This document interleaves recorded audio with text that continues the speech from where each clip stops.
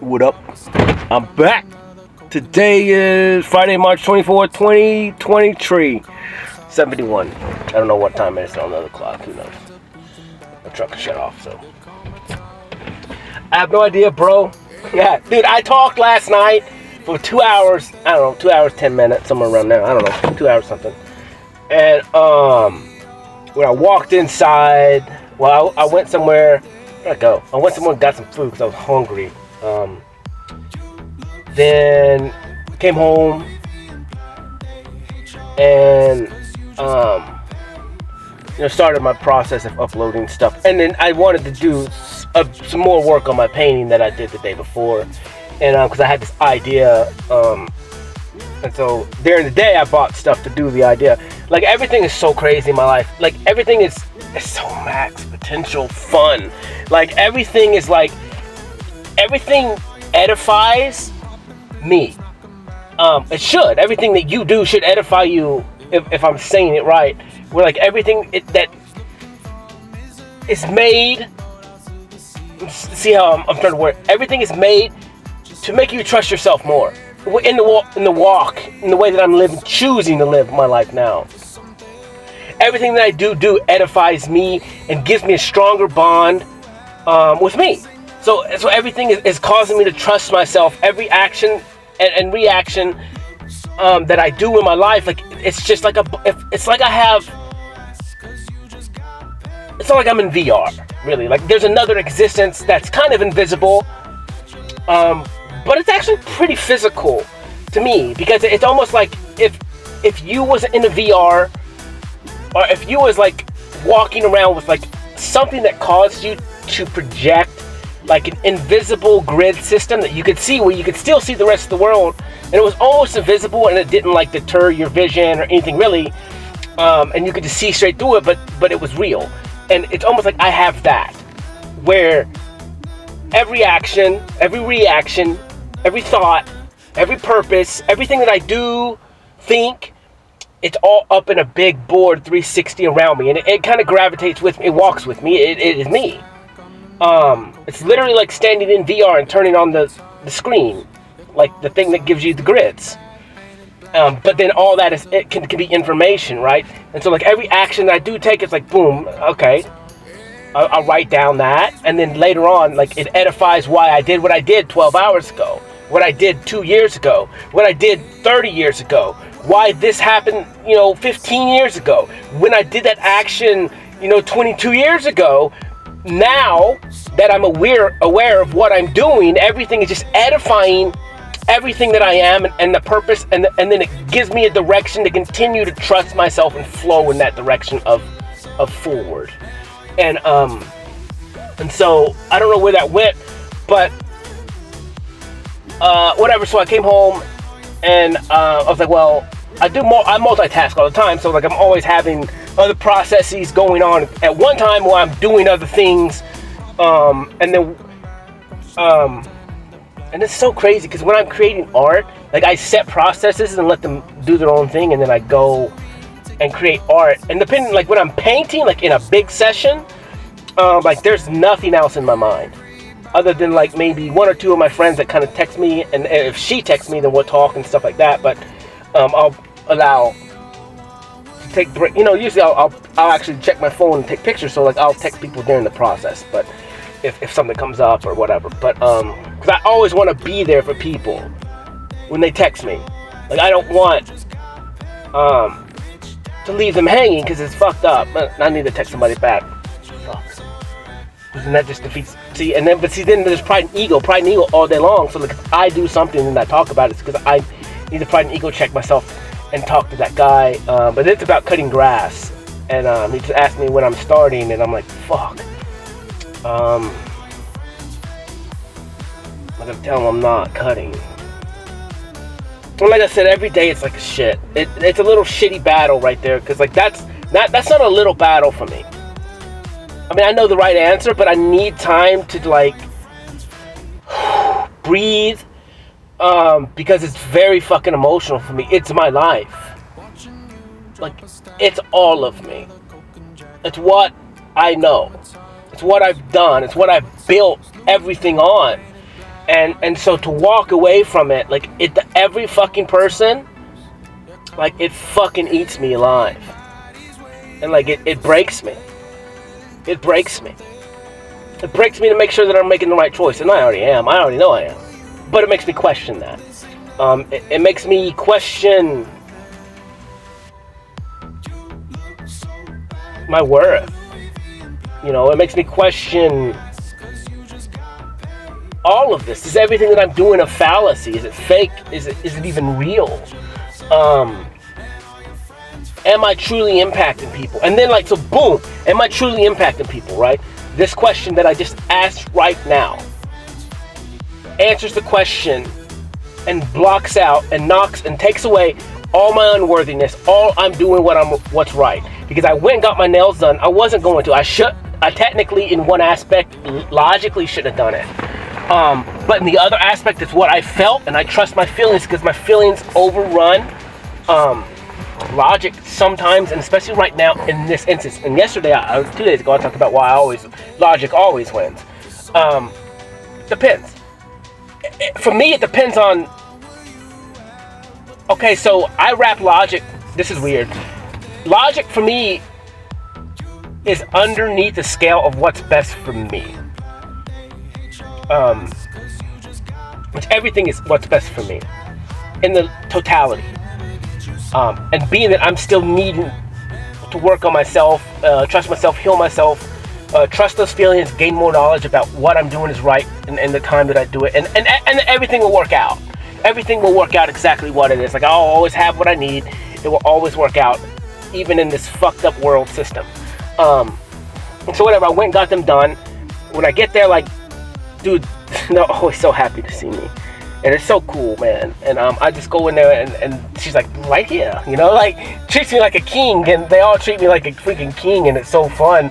And then there was another woman in there. She's like, I was here last time. She's like, you just get whatever. And then they asked me instantly when I walked in, like, what, you want something to drink? You know, let me get you something.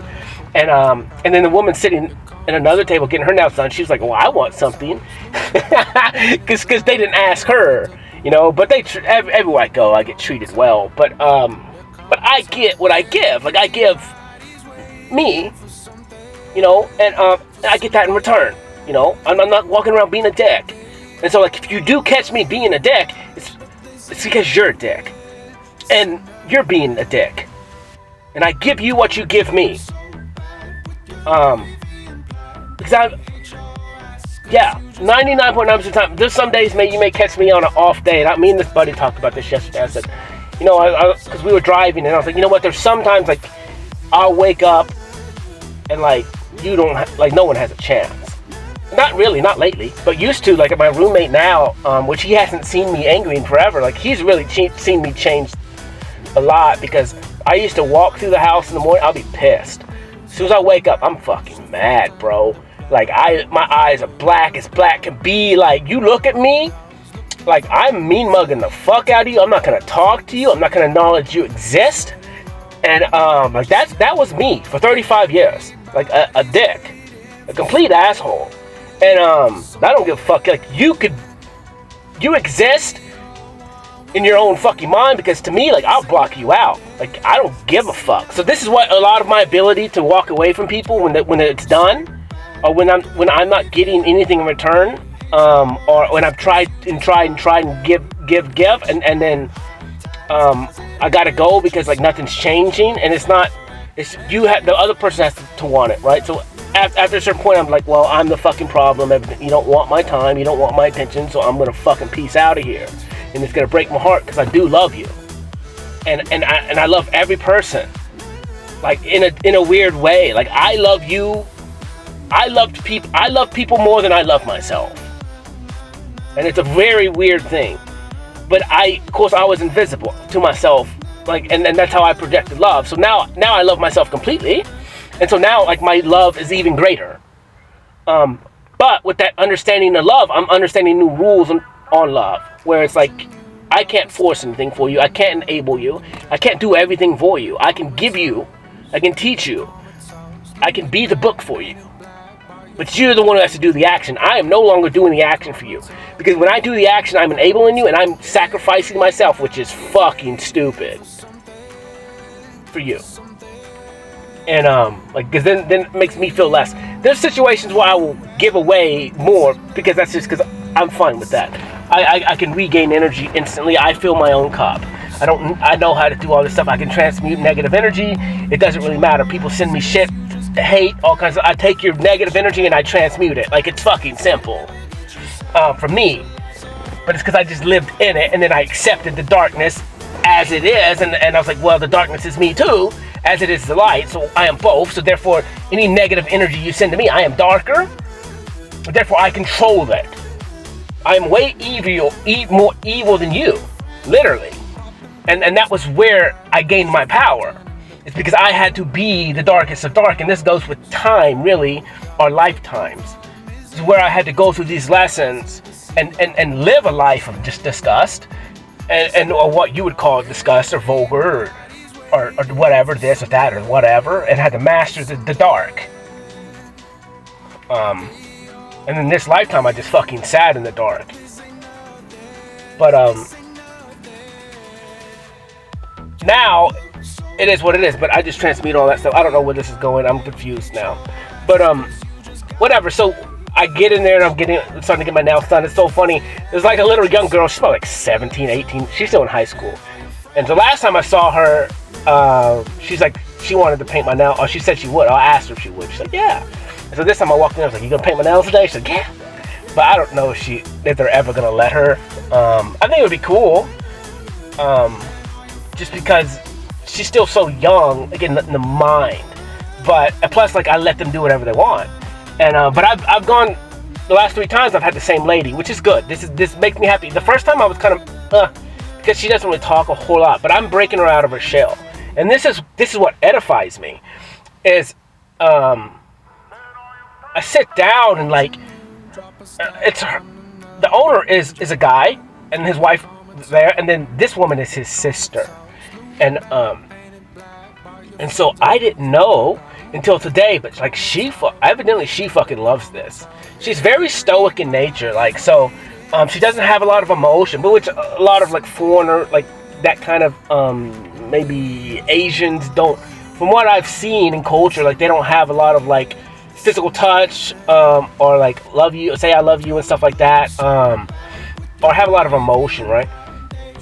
So she's kind of stoic, and she talks real silent, like real low, and she wears a mask. But evidently, like she goes home and watches YouTube channels and like starts like trying, like planning ideas for me for the next time that I come in. And like for me, it's like, dude, that's the most like beautiful thing that I've ever done, because it edifies the fact of what I'm doing, the way that I carry myself, the way that I talk. Me putting people in situations and giving them free reign to do what it is that they want to do. Like for the first time, no restrictions.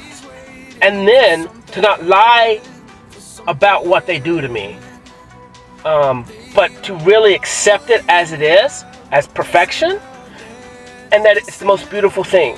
And we kind of talked about this because I was like, last time you painted my nails, like they were my favorite. And then today she's like, are these your favorite nails? Like, well, technically, yeah, because they're now. So everything else in the past is whatever, and then these are my new favorite. And like these are fire, bro. And I didn't know, because I sit there and then someone just comes out of nowhere and just drops nail polish. Like, and that's kind of how it started. I was like, what? She didn't even like think about that. And then they kind of were talking, and then I found out that she plans this shit out. Like she thinks about it all fucking like 2 weeks. And I was like, dude, this makes me so happy on the inside, because it's like I'm watching her, I'm like cracking her shell. I'm watching her like expand out of what she thought she was. Because the first time she's like, well, I don't have this, I don't have any kind of skin, whatever, I can just do this basic stuff. And now she's like expanding, and I'm like, this is the point of me. That's what I told her. Like, this is the point of me. To challenge you, to make you better. Or to make you be your best. Not better, but just to be your best, whatever you think that is. Because it's not my judgment.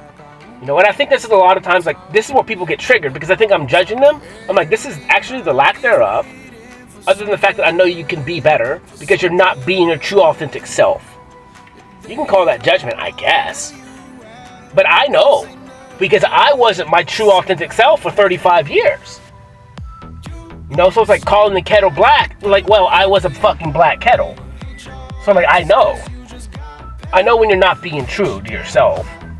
I know when you're not being authentic. So you can lie to me, I just know you're lying. Because you're lying to yourself. And so, this is kind of how, I know I trigger people this way because of it. And I'm okay with that, because it's part of my purpose. Like I said, I have the best fucking job in all of eternity, in all of the world. And that's just to be me, as you have the best job in the world and in all of eternity. And that's just to be you. It's only a job for you. And then this is only a job for me. No one else can have my job. No one else can have my exact purpose. And you can copy me, and you can try and do everything that I do, but you're never going to be me. It doesn't mean you could be way better at everything than I am. But you're never going to be able to do it like I do it. Because when I do it, I'm just doing me. So yeah, it's fucking simple. Literally. Because it's just natural. And that is the point of humans. You have to find a way just to be your fucking self. And then everything literally just falls into place because you're just being you, which is like breathing. It's a natural function that you subconsciously don't even, well, you subconsciously do think about it, because that's what's controlling you, is your subconscious. But consciously, you don't have to choose or think about anything. You just do it. And your body agrees with you, because for once in your fucking life, you're on easy mode. You're doing exactly what you were born to fucking be, which is you. Whether you want pink hair or nails polished or wear a dress or this or that, like, be whatever the fuck you want to be, but be you. You shouldn't have to act. Like, it should not take energy, extra energy, extra effort. And that's where, like, I met somebody a couple weeks ago, and that's what the energy, like, I pick up on when you're trying too hard. When you're not being authentic and real, and that's just kind of what I pick up on. And so I that's a lot of how I know you're lying. But, it's actually way deep different than that, but whatever, to each his own. I'm just intuitive as hell. But, I love it. So yeah, it's like, it just makes me so happy, because it's like I'm not doing anything other than just being myself. Like, how simple is life? Like, how good is that?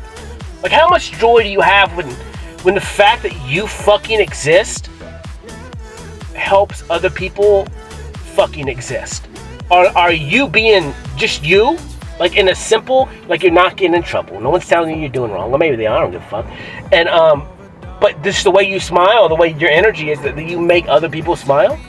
You make other people happy. You turn their frown upside down. Like, why would you want to live any other way? I was the other way. Well, I mean mugged the fuck out of everyone. I was negative energy. And everyone looked at me then. And everyone looks at me now. I'm literally living the exact opposite of what I used to. Because that fucking makes sense. If it's not working this way, well, maybe you just try the other.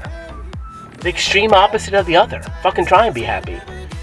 Or try and just do what the fuck you want to do, instead of living a life of doing what other people want for you to do. Because I want to be happy. What is me making you happy? This sounds stupid. What does me making you happy do if I'm not happy? It actually doesn't sound stupid. It's exactly the truth. What's the point? So now, I'm going, well, I'm happy, and I'm making other people happy. I may be pissing other people off too, but I'm not directly doing it. Like, I'm not running around malice. So I know on my end, I'm good. I'm not the fucking problem. Maybe at some point I was the problem. Maybe I sent a drunk text, I was the fucking problem, and I'm sorry. I was being selfish. I was fucking deluded. I was still trying to heal. I'm sorry. I put people in situations that I didn't communicate. I didn't just speak up. I was afraid. I was fucking acting like a broken child. And I know this stuff now. I know that I was the problem in a lot of situations. And so now, that's what I'm saying, that's where I roll into free will and love, unconditional love, and this is how I treat things different, where now I just fucking walk away, I guess. And so that sucks for me, because then, you know, like how, whatever, and whatever's meant to be will be. So it is what it is. But once I love someone, like even if I drug text you or something, like I love completely. Like I love you completely. I may have to walk away at some point, but I've given everything that I could give. And if I don't get anything in return at some point, and you got to get something in return. You got to get attention. You got to get focused. Like that's how relationships fucking work. So if you don't get that in return, then at some point I got to walk away. My love never changes. Like I love you forever. I love you with all of me. And this is how I love everyone. But at some point I got to protect myself. You know, because it hurts like hell to get neglected, maybe, or not this, or not that, or not get an answer, or not whatever. And so at some point you just like, well, fuck it. I just can't keep putting myself through this. And evidently I'm putting her through something too, or them, or whomever, because then they don't even, whatever. So it's just easier to just walk away and then be the bad guy if you are in their mouth. I don't know. And it is what it is. And then, like I said, it doesn't really matter because that energy comes back to me and then I transmute it. So, like, whatever. But now I'm getting better. So, like, those situations aren't happening that much and often. And even if they have happened recently or in the last couple years, it's only been a couple times. And that's not an excuse. Like, it's still embarrassing. It's still childish. But I'm a lot better now than I was before, and I've healed from it. And I know I shouldn't do that because that shit does hurt other people. Like I put them in situations, maybe I mess up their brain, maybe I mess up their worth issues, maybe I do something indirectly to do against them. I don't know, and that's shitty on my part. But I only know what I do, and then like I said, the path to heaven is paved with good intentions. So, you know, even if I have good intentions, I know that I triggered the world, right? I trigger you, and how you accept it is how you accept it, and that's why I try and do things with no malice, no hate, no anger. Now, some of the times I say shit that's fucking hilarious, and like so funny. I went to an art place today because they opened up a new art place in where I live, like a little studio. I walked in because I saw it yesterday, and it was empty. And today I was like, well, I want to check that out. And then there was a salon that has. I saw art in the thing, and I was like, dude, they got art everywhere in that fucking place. So I was like, I'm gonna go check out those places at some point, and then I ended up doing it today. So I go to this art place. I see my buddy there, and he's like, man, I've been gone for a month. And I was like, dude, that's good. I said, that's good, bro. I was like, you gotta have a break. And I said something. What did I say? I said something, and he didn't expect me to say it, but when I said it, dude, it was fucking hilarious. And it was kind of mean. But it wasn't directed towards him. It was directed towards like the situation, and I laughed so fucking hard because I love this man. He's a good dude. Like he's my buddy, and I don't know. He's just got a heart of gold, man. And good dude. There's something I don't know, man. I love him. He's a good man. know? And it's the totality of a man. It's the totality of people. And that's how I see people, like I said. And I see that, but a lot of times actions piss me off, and so then I'll distance you. I won't even fucking talk to you. I'll be a sly remark in a positive way, like person, if they're combative energy, or the whatever, because the job of what I am is I got to put people in their place sometimes. Because like I literally walked in this place and within minutes I was like, fuck, this is why I'm not at that place anymore. Just because of the negative energy of one, that it kind of affects the rest, right? And whatever, to each his own. But I left there, and I walked down to the salon. I saw a woman there, and I met her at the bar. And me and her had some conversations a couple nights, or not a bar, the restaurant, but As soon as I walked in, she's like, "Hey," I was like, "What's up?" And she's like, "Whatever." And I talk, and she's like, "I love you.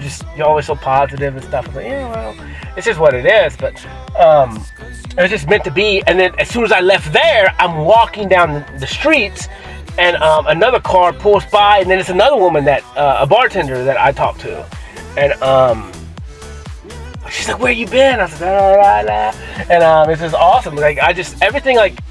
Based on time, like I said, everything edifies exactly what I'm doing, the path that I'm on, me trusting my feelings, because it always puts me in these situations that I need to be in for something, whether it's just to see a face, whether it's to just send them love, literally, because if I'm giving you time, attention, or focus, like I'm sending you positivity almost 99.9% of the time, like I said, unless I'm trying to put you in your place, counteract, and usually what it is, it's just someone who thinks that they're above people. Like I'm coming to break you. I'm coming to break you because I'm below everyone in a sense. Because there's no one above anyone. So I'm coming to knock you off your little pedestal here. Because you're affecting other people's energy, you're making them negative. And I'm not gonna fucking deal with that. Because I love those people, and those people are mine. And so every time I get the chance, I'm going to remind you that you're not above me.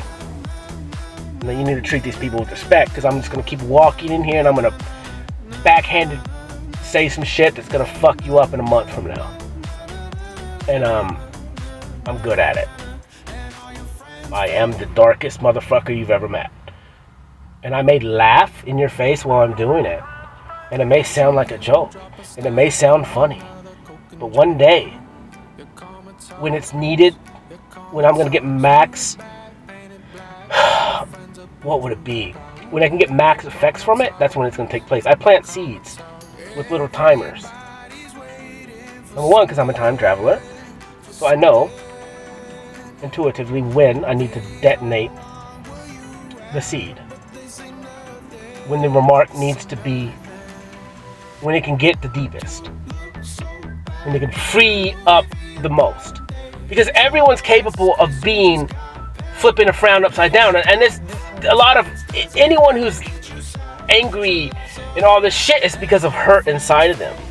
And so what I do is I push you past the hurt and make it so bad that you have to change. Or I just intensify it, and so then it's like now you gotta kind of like realize what you're doing. You gotta reflect. I kind of just put a seed in there that makes you go, wait a minute, this motherfucker's mean. Like, this motherfucker's mean. That's a lot of what it is. Like, I'm getting you to hate me even more, because that's how I get you to understand what you're doing. And then when you start talking shit about me to everyone else, they're like, wait, no, Cody? The Cody who's nothing but a fucking angel and nice and helps everyone? And then when they say that, then you go, well maybe, like inside your head, this is just kind of a reflective mirror on a narcissist. This is what I do, because I am actually a narcissist, I guess, not really. I just have all the abilities of it, and and so I come in as a narcissist over a narcissist, and then I put them in their place. And then, like I said, it's really, really actually confusing and manipulation and all kinds of bullshit. But, like I said, if you're just going to be a punk, I'm going to be a bigger one. And I'm going to do it in front of everyone. Because you do. So I'm just going to intensify it. Because I want you to feel what you put on other people. Because it sucks. It's shit. It's not fair. And you're hurt and you're damaged, that's fine. But don't put it on somebody else. And that's what they do that. That's what, like, narcissists are just hurt. They're not bad. They're just fucking hurt. And then when they were going through trauma, whatever, and as a child, they learn that it is what it is. And so they start acting this way, and they don't know any better. They're good people. They have big hearts, but it's just they can't handle the emotion or the stress. And then they don't know how. They just want what they want when they want it. And I do. I want what I want when I want it, but I don't really want much. Other than just to fucking be So that's a lot of it. I don't chase. I don't know. I don't get it. I don't chase prestige. I don't give a fuck what your opinion is. I don't give a fuck. What does your opinion have to do with me? That's your fucking opinion of me. Whether you think I'm a dick or happy, a good, it doesn't really fucking matter because I'm still walking around the world by myself and controlling my own happiness. And like I said, I know on my part, I'm trying to do things without malice, but sometimes I do things with malice, I guess. But it's multiple for the intent to make you better and to stop hurting my fucking family. Stop hurting people that I love. So I'm going to be a dick. I'm going to be a dick. Because I actually really enjoy it. And then if you give me the justification to do it, game on, baby. I'm going to pull my pants up, and I'm going to shake my hands, and I'm going to get ready to play dirty. Because I really fucking enjoy it. And if no one else is going to dish it to you, I'll do it. I don't give a fuck. I don't care about status. I don't care about money. I don't care about whom you think that you are. That means fucking nothing. Nothing. You can lose everything in an instant. You can't, anything materialistic that or whatever, status, money, whatever, like that shit doesn't fucking matter. It's not even real. It doesn't even give you anything back. I can't hug you. It can't love you. It's not fucking real. Yeah, it's tangible, but it's not real.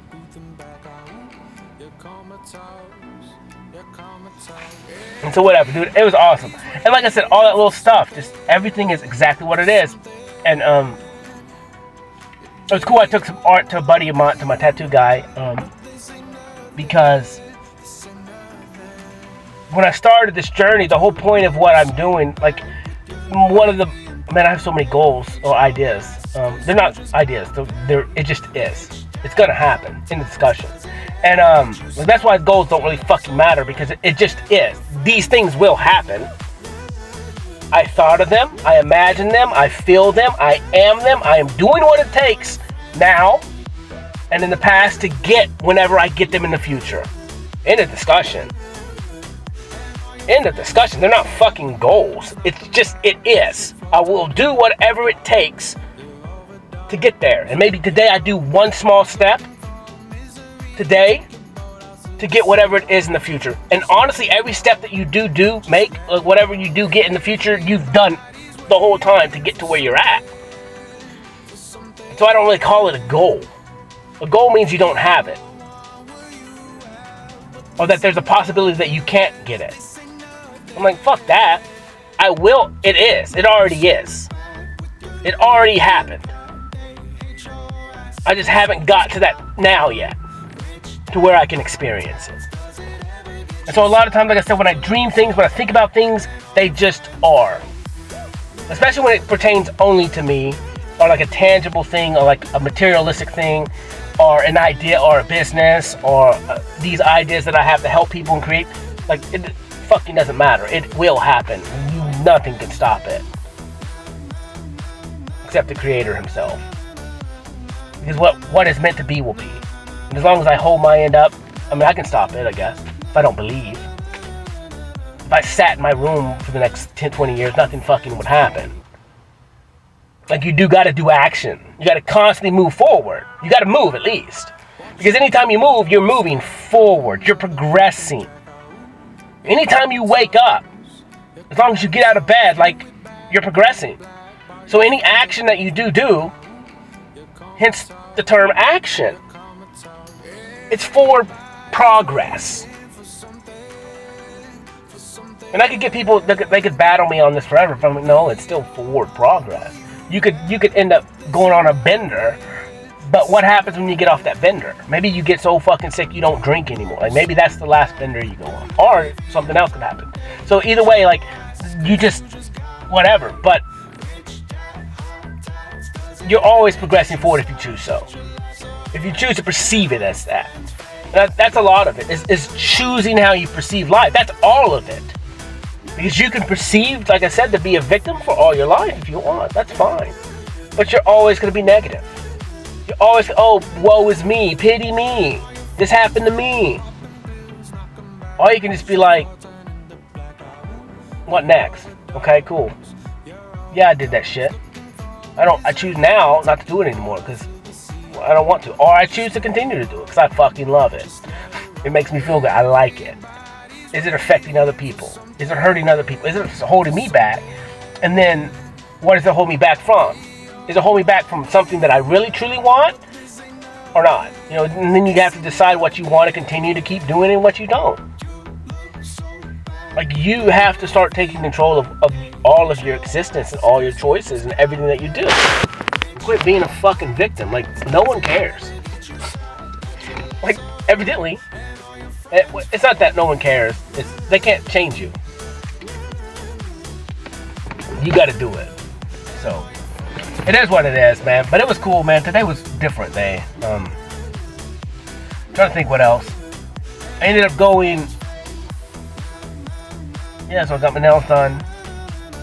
And then a woman texts me, and she's like, "Come, Hobby Lobby's got things on sale." And so, like I said, I talked to the woman yesterday, and she said that they were putting everything on. She was putting everything on, changing everybody's all the prices on the canvases and stuff. And so I just went up there today, and I didn't buy anything because I don't need to. And I went in there. Well, I did buy 2 things, but they were cheap. And then I asked one of the guys, we started talking about the canvases, and I was like, "Are these the prices, whatever?" And like, yeah, until they changed them. Like, freaking awesome, dude, because like, it was so high. It was $129 for a 48 by 60, and now they're at $59. It's like, fuck yeah, this is a lot more reasonable. Like, it's so expensive. Like, I could only buy it when it went on sale. Well, I only would. I mean, I bought a couple at full price, but that was stupid. Not really stupid. It just was what I felt at the time. But I wanted the paint, so I did what it took. So,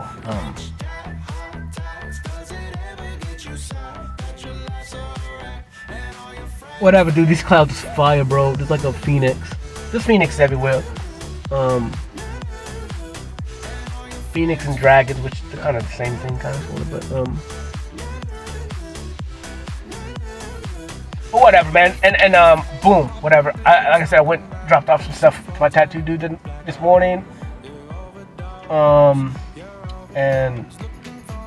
because I want to co-create with people, right? That goes back to everything. It's like, my art is cool, and I kind of understand the name. It's like, you know what? This is the way I got to co-create. Maybe if we're like collabing and building something, that's cool, or painting in the same setting. And like, I'm painting half of it, and then he can finish it. I could do that, but as far as like me standing next to somebody painting on the same thing, that doesn't make sense. But creating, like what I create, I do my part, and then I give somebody else my artwork. And this is what I talked about this a long fucking time ago. This is what I want to do. This is what I've always wanted to do. Because I don't do detailed work. I'm just not gonna fucking do it. I can't. I tried the other night, man, and I tried to draw a fucking straight line. I can't do it. I can't. Like, I shake now because the way that I do my art, like, I'm steady. Like, when I'm painting a house, like, I can cut a straight line like fucking crazy. But when I'm creating art, it's a totally different existence. It's a totally different realm, and my body reacts to it because it's excited. It's muscle memory on the way that I do things. And because I've created so many high-level, emotionally driven existences and experiences of painting, some induced with some with substances and some without, and but it doesn't really matter because it's always the totality of the experience of just like fucking pure ecstasy. And so my body reacts differently in those scenarios when it knows what it's fixing to do. And it's more free, I guess you would say. Like, it knows how it's supposed to move. It knows how it's supposed to. Because I don't make it do anything. It just does. Like, I just do. It's very hard for me to explain how I create art. Because when I try it and think, like, it looks like shit to me. I can't. It fucking looks like shit. And, but when I just trust me, perfect. Every time. And so that's where the detailed stuff comes, where it's like, I can't think, like if I'm thinking I have to look like something, fuck it. It destroys me. And so I'm just not going to do that because it's not me. It's not the way I do things. The way you do things is the way you do things, perfect. But the way I do things is the way I do things, perfect. I'm sick and tired of trying to do things the other way the other people tell me to do it. And this is the same thing with any of my talk. You have, and I maybe haven't talked about this a lot, but you got to do it your way. That's the whole point of all of this. I'm just telling you that it is possible.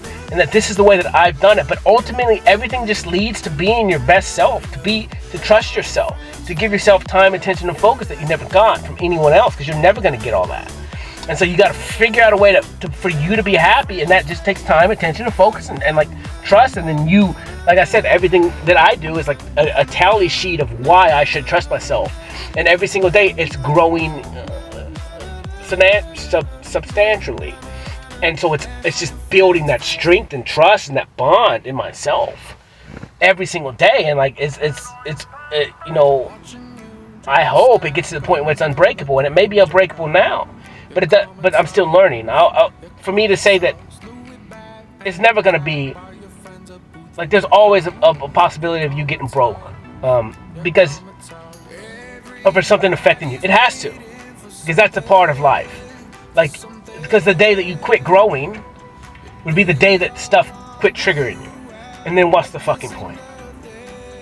Like for me, knowledge, experience, me fixing and healing something. I want to constantly heal my whole life. But in order to heal your whole life, you constantly have to be battling stuff. Like, you got to constantly have shit that you got to overcome. You got to have weaknesses to overcome, in situations and stuff like that. So like for me, it's like, that's why I love the totality of things. That's why everything is not negative to me. That's why the negative is actually positive to me. That's how I can flip everything down up. You know what I'm saying? This is why I can turn my frown upside down, because it's like that thing that just happened to me that seems very fucking negative, that's caused me to go through a whirly-bird of emotions and past experiences and past knowings. But I know that it's just a test for me. Let's overcome it. I know I'm capable. I know I can fix this. It's not even really broken. It's just whatever this thing is that's happening right now. There is light at the end of the tunnel. Like, and I'm going to learn so much in the process of solving this problem. And maybe that's just the masculine in me, which is like a problem solver. Like, masculine, your purpose is to solve equations, solve problems. Like that's what men do. We want to solve everything for our counterparts, for our friends, for our family, for anyone that we love, for our businesses, for jobs. Like, this is what we want to do. I talked to a guy the other day. He's like, "This is what I like about you, Cody." He's like, "You actually plan," and I do plan. I just plan months ahead. I can't explain it. Like, when I look at things, dude, I'm so far fucking ahead. It's like funny. When I look at things or an idea, like, because I know something's gonna happen. Like, I don't know. I just know. So it's like, I already know what I'm gonna do.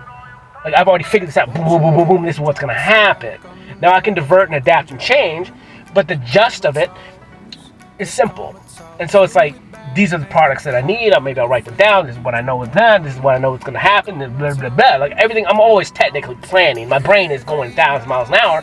I just don't talk about it. It doesn't come out tangibly. It just is. Like, I'm always looking at every scenario in the best possible way. And now I do all this stuff like in a cloudy vision of existence that doesn't even fucking exist. It's almost like I don't even do it because I just do it. And it's just so regular. It's like breathing. So it's like my planning skills and all that stuff, like, it just fucking is. Like, I don't have to think about it. And it just is. And so then when some people put shit on calendars, which you need that, especially if it's like you got other people's lives and you're collaborating. So then you need calendars and stuff, because you got other people doing the same thing that you're doing. It's maybe they plan that way, but then they need something tangible, and then you need something tangible to remind you, because you maybe forgot, because you didn't even know. So yeah, that's where the planning, especially when you have counterparts or businesses or stuff like that, you guys gotta, have a tangible board to integrate both your ideas, both your planning skills, and all this stuff. To keep everyone in the same page, because you guys have two different existences of a realm. Like logically, like obviously, if you don't speak or communicate, like how is the other fucking person gonna know? And so that goes with relationships. That goes with me too, and especially with me trying to maybe find a counterpart or an interest. If I don't communicate and then she's not communicating, like we'll just both in our imaginations like coming up with the most random ass shit that may or may not be true, and then taking in information from what other people are telling us, whom that person is, when that's just their perspective of that person, and it's not mine or it's not hers, and neither one of us has done any of that shit to each other, what other people see in different scenarios. And so this is where everything is so fucking jaded. And then everyone wants to give you an opinion about a person. And I'm like, honestly, I remember talking to somebody and they were telling me about somebody, and I was like, that's fine. I was like, I see why you see it that way. I was like, but I also understand there's other parts about her. I understand from a different perspective. But I'm also not this. I'm also not you. I'm also not in this scenario. I'm also, so like the way that she would treat me or I would treat her is different, because we're never going to put ourselves in the situation that you two are in. And so like whatever that was, like that doesn't affect me or her. But if you listen to other people and you listen to their judgment and something that happens in another scenario that doesn't even fucking apply to you, then yeah, it's gonna put shade on me, or it's gonna put shade on her, or it's gonna put shade on them. And then you listen to your family that don't even fucking know somebody, or you listen to all your friends and all these other people that don't even know who the fuck I am. And this is what's funny is when like I go up to somebody, I'm talking to somebody, and then finally she's like, she asked me a bunch of questions, and personal questions, and I'll answer anything. I don't give a fuck. Like I don't have anything to hide per se. Like it is what it is in my life. Like I'm trying to be better. So it's like whatever it is that I've done in the past or not, like just it doesn't fucking matter. Just ask me if you really want to know. Like I'll tell you. If you got the balls to ask, I mean I have balls, so I'm gonna tell you. And she's like, so why'd you go to prison? I was like, I didn't go to fucking prison. Like, what are you talking about? I was like, my dad's in prison. Went. I guess I've technically went and visited him in prison, but I've never been to prison. But it was like a weird idea, because it was almost, and I was like, maybe I'm ashamed of that, even though it has nothing to do with me, but you're still tainted by whatever it is that it is, and it's not, it's not my blood dad or anything like that, or whatever, but still, that puts shade on me, because I'm just so happen to be connected in a weird fucking way, where it's like, it is what it is, man. The sins of your father you get tainted by everything around. And so I understand that, because I understand people say some fucking shit about me, and I'm cool with it. But it's like, come and get to talk to me, and then we're gonna see if any of that plays out, because maybe they were being a dick to me. Maybe they were being mean, and I just fucking slapped them in the face. And so yeah, I look like an asshole. Yeah, I look like a dick from their perspective. But what they didn't tell you is like, I was just defending myself, or I was this, or I was that. Like, you don't get my end of the story. Like, there's two sides to every story, and it doesn't mean that I'm gonna not apologize if I did do something wrong, or I rubbed someone the wrong way, or I was seen doing this or seen doing that. Like, I'm gonna own it. I did it. Like, why would I lie about it? Did you do this? Yeah. Was it a mistake? Sure. I shouldn't have done it. It was a negative? Yeah. Did I hurt somebody's feelings? Yeah. But what do you want me to do about it now? I'm trying to grow. I'm changing. Now I'm aware of what I've done, so I don't do it again. In the discussion. Like, I can't. It's already in the past. Like, and then now you're living in the past and causing me to be somebody who who I was, but that's not whom I am now. And so it's like, whatever, judge me on the past if you want, but then you're stuck in the past too. It's like, whatever, who cares? It is what it is. We grow. And no human is perfect per se. I mean, other than living. We want something past, whatever, perfect in the sense of like always. Man, see, this is so stupid because like the concept of the perfection term is so fucking diluted. Like, it's so diluted, and it's just like, it's impossible to be perfect.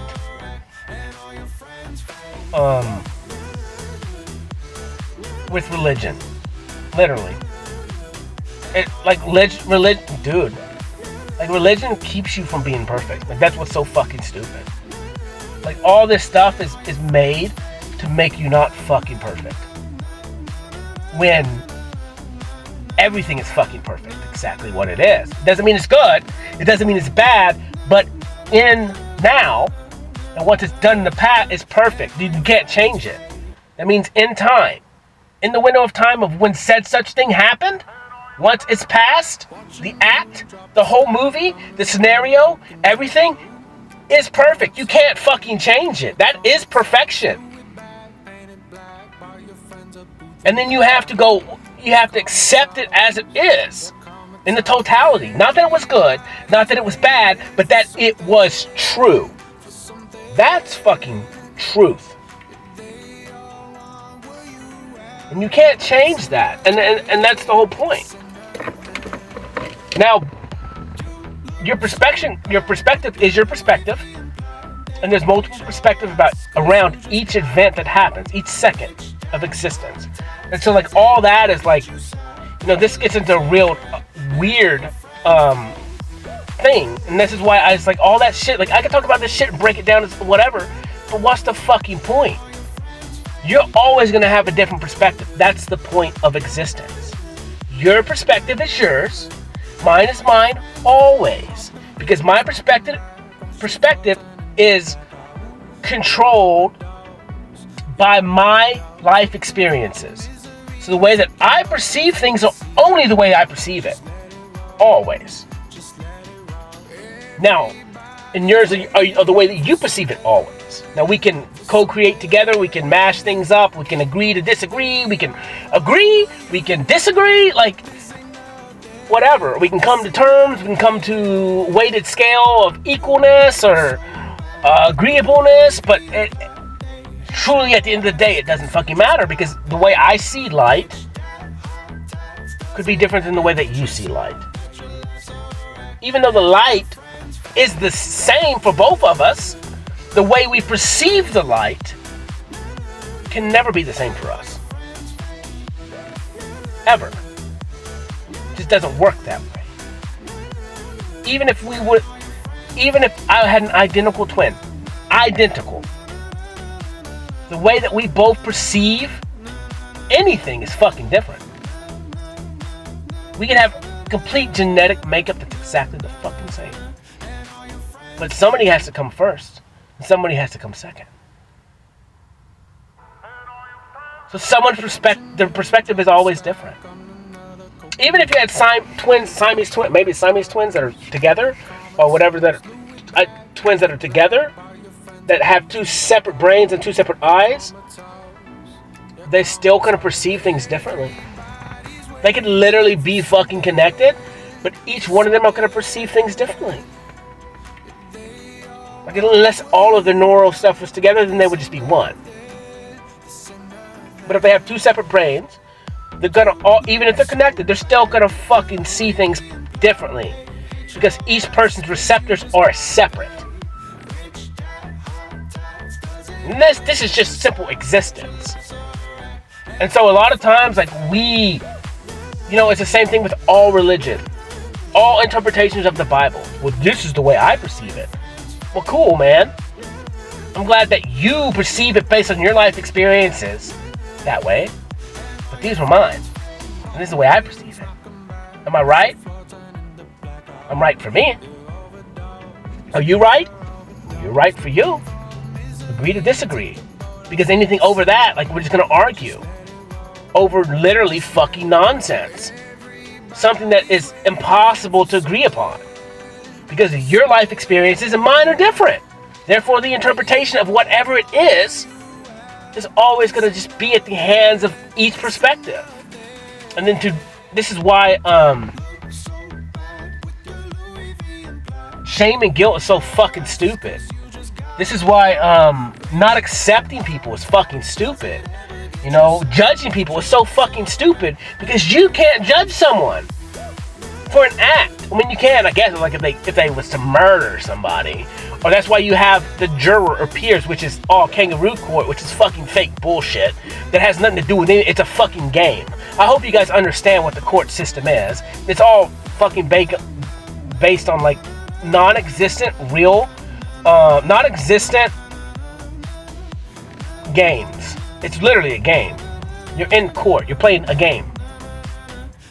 You have to walk through a boundary, and you have to swing doors open, and then you step onto the court. Literally. It's a fucking game. It's a game of money. It's all bullshit. Like, you look into the court system. Look into all of it. I mean, they're practicing law. It's a fucking practice. It's not fucking real. And it all engrosses with money, the money system and all that shit. But now we do need rules and stuff like that. But it's either you did it or you didn't do it. And I understand the way it's a game. That's why the system fucking sucks. Okay, because it's a fucking game. But it's the same thing. It's the same thing as like, you know, whatever, maritime law, all this shit. It's about being on the water. But whatever, it's all a bunch of craziness. Look into it if you want. I practically wouldn't want to waste my time on it because I've already looked at it, I guess. You know, I spent many years like studying fucking everything. And if you know me, I do everything to the extreme. So, like, I literally, dude, I loved it. Like, I didn't, you know, I would come home. I'd have video games on one screen. I have 3 computer screens, and then I'd have 2 videos of information going on at the same time. So like, this is fucking crazy. I'm fucking a different human being.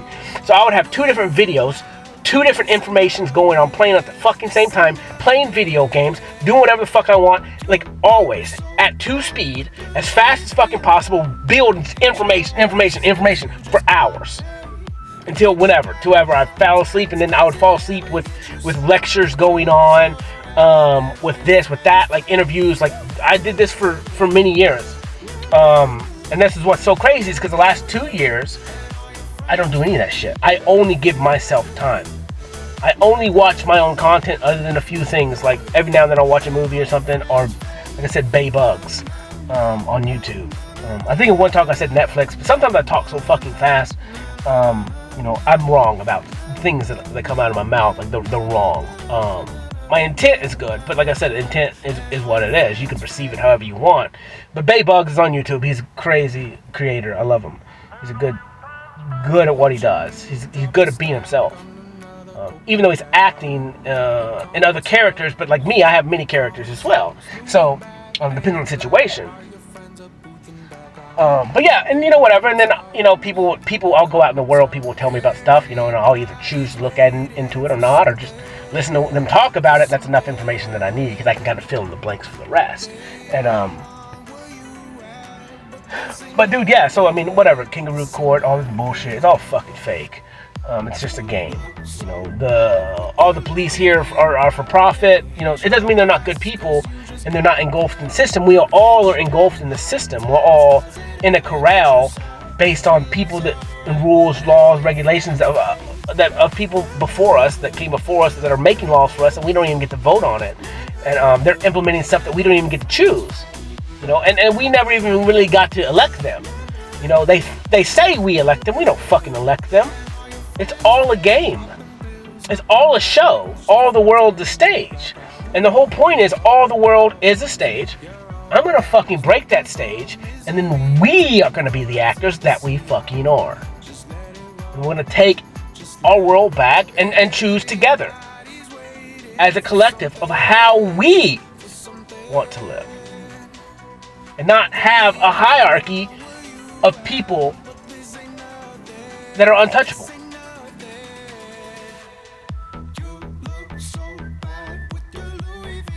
Because that's bullshit. We are all equal. Whether you're a male, whether you're a female, it don't fucking matter. None of that shit has to do with anything. It does in games. But in reality, it doesn't. Even though I call it the game of life, but whatever. We have to come together and create our game the way we want to create it with none of this bullshit other than like there are real punishments for things. And then at some point, if the punishment is so fucking harsh, we don't have to deal with this shit because people are like, I'm not going to do that. Because if I do that, I get kicked out of the game. Because that's how strict it has to be. If you go against this and you hurt or you infringe somebody's free will, you get kicked out of the game. And you do not come back. Like, that is the future. And then you're going to understand, actually, it's so great here. We have endless possibilities. We can do all this positive stuff. We don't even have to deal with this negative stuff. We're going to be fed. We're going to have a house. We're going to have food, water, all basic needs. You're going to have everything that you need, purpose. And once all those things are fulfilled, everything else is extra. You know, and then you can express and be whom you want. Some people don't want that shit. Some people don't believe in themselves. Some people aren't capable of it. They think they're less than. Like me, like my old self. Not me now, but my old self. You know, not worthy of anything. Not worthy of love. Not attractive. Fucked up teeth. My teeth are what they are. Yeah, I neglected myself. Yeah, they're crooked. Fuck it. Maybe I'll get them fixed. I thought about that today. I was like, well, maybe I'll get some braces. Because I couldn't get them at home. Or when I was young. I could have, but I would have had to pay for them at fucking 15, 16 years old. I was like, fuck that. Or whatever. My little brother got them. I get it. That's fine. It is what it is. I may get them. I don't know. I may. In the future. Whenever I get the influx of money to do so. But as of right now, it's just not a priority. But it is, because, I mean, it's not a priority right now, but, I mean, it's something in my head, because it's like, you're still insecure, right? And unless your teeth are perfect, like, you're fucking insecure about it. Like, you have to be. And so, yeah, I mean, I'm insecure, I guess, about it. But I'm better, but I don't look at myself in the mirror either anymore. And I live my life the way that I do. So I smile the way that I smile. I actually, when I was leaving the salon today, I smiled and was laughing as I was walking out to her. And I opened the door and I saw the glimpse of my smile. And I was like, fuck. And that's why I talked about it now, is because it triggered me. It triggered me. Because it's my own insecurity about it.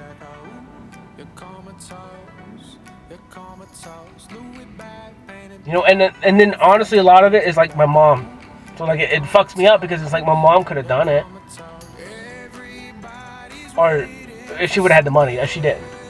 But do you see what I'm saying? Like it kind of triggers me a little bit in the past because like we didn't have the money to do it, and plus and then it triggers me because it's like I didn't take care of myself. Like my teeth are fine, they're actually pretty healthy and strong, but they're crooked as fuck, so whatever, to each his own. But it's just always been insecurity, and I haven't even talked about them for a while, because like I don't care, I don't think about it. Like I brush them every morning and look at them in the mirror. I get gas for a second because I'm brushing them, and they're fine. But I don't know why it triggered me today. Maybe it's because she's like an attractive woman, I guess. Maybe I have like a little bit of attraction to her. And so when I'm stepping in a scenario like that, maybe we're just giggling and laughing or whatever, just being in each other's whatever, maybe you're flirting, so maybe in that flirt, like there's some kind of attraction or something going on there that causes me to like question my attractiveness, I guess, maybe.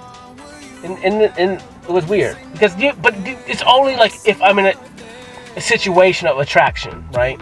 So maybe that was it. Because usually in the rest, I'm not trying to. Well, I'm not saying I'm trying to bed her or anything like that, but I'm not. Like, I'm just being me. So I'm not really worried about like what I look like. Like I'm not trying to pick you up. So I'm not. Because I talked about yesterday, I think that maybe I look in like potential people that I would maybe date or something like that. I for some reason, like I always get shifted in their perspective of me. Like, so looking at an outside perspective of me to make sure that I don't know, just it's a weird judgment thing that I do for myself because of that worth issue or that handsome issue or that physical attraction issue that I never had in myself.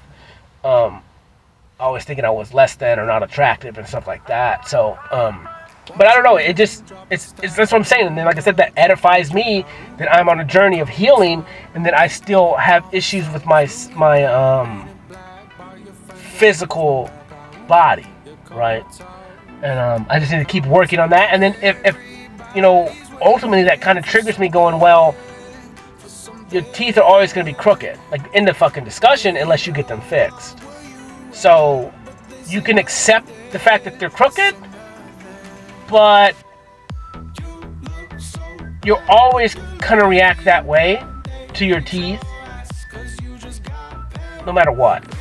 Like there's always going to be a thought that your teeth are fucking crooked, and whether you flip it to being positive or not, like there's always a line going back to they're fucking crooked and other people have perfect teeth.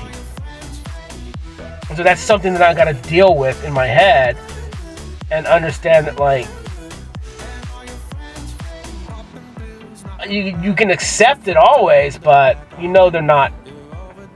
they're perfect in what they are right now, but you can straighten them, I guess you would say. Once you get the money and whatever and you go do it or whatever. But what to each his own. But like I said, we still all have insecurities, even going through a healing journey, even becoming enlightened. Like, you're still human, and you still have a past, and that past has got you to where you're at. So you're always gonna have it. You're always gonna be able to be triggered. It's just, how do you react from it? Do you listen to it? Do you look at it? Do you respect the fact that you got triggered like I have, and going, well, now I need to kind of look at this situation a little bit more, because it did trigger me. It made me stutter step, and that's a big deal. I don't stutter. I may stutter in my talk or something, but like in my existence, I don't stutter. So something to make me like stutter, even though like it didn't stop me, like no one would have seen it, because it's instantly really quick. Because I just adapt instantly, like boom, in the discussion, I'll deal with that issue later, and keep being in the moment with them, and so that's what I did, and so now I'm bringing it up now, talking about it. But it is what it is. I said whatever. I talked about it. It is what it is. I'm okay with it. My teeth are whatever they are. Crooked, fuck it, whatever. But nothing I can do about it right now. So in the moment.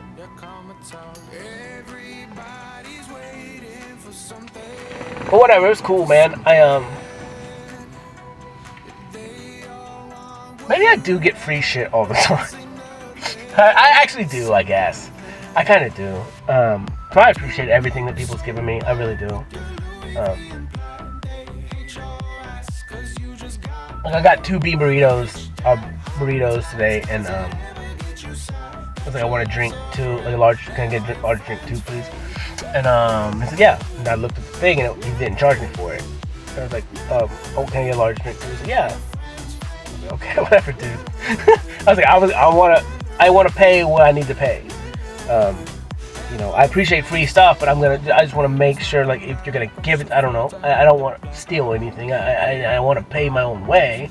But if you're gonna give me something free, I appreciate it. Thank you. And that's cool, man. And they do that to me all the time, everywhere. Like everywhere I go, like I get free shit all the time. Free drinks, free this, free whatever. Like I don't know what it is, but so maybe I do get a lot of free shit. I don't know. It's cool, I guess. It is cool, and I appreciate it, but.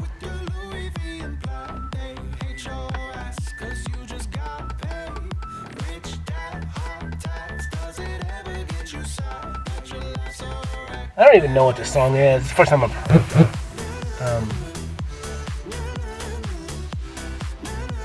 heard it. Heard it.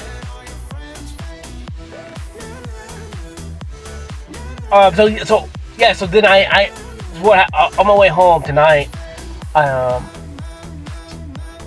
was like, you know what, I'm gonna talk. Even though I talked last night, and I was kind of semi-disappointed that the stuff got erased.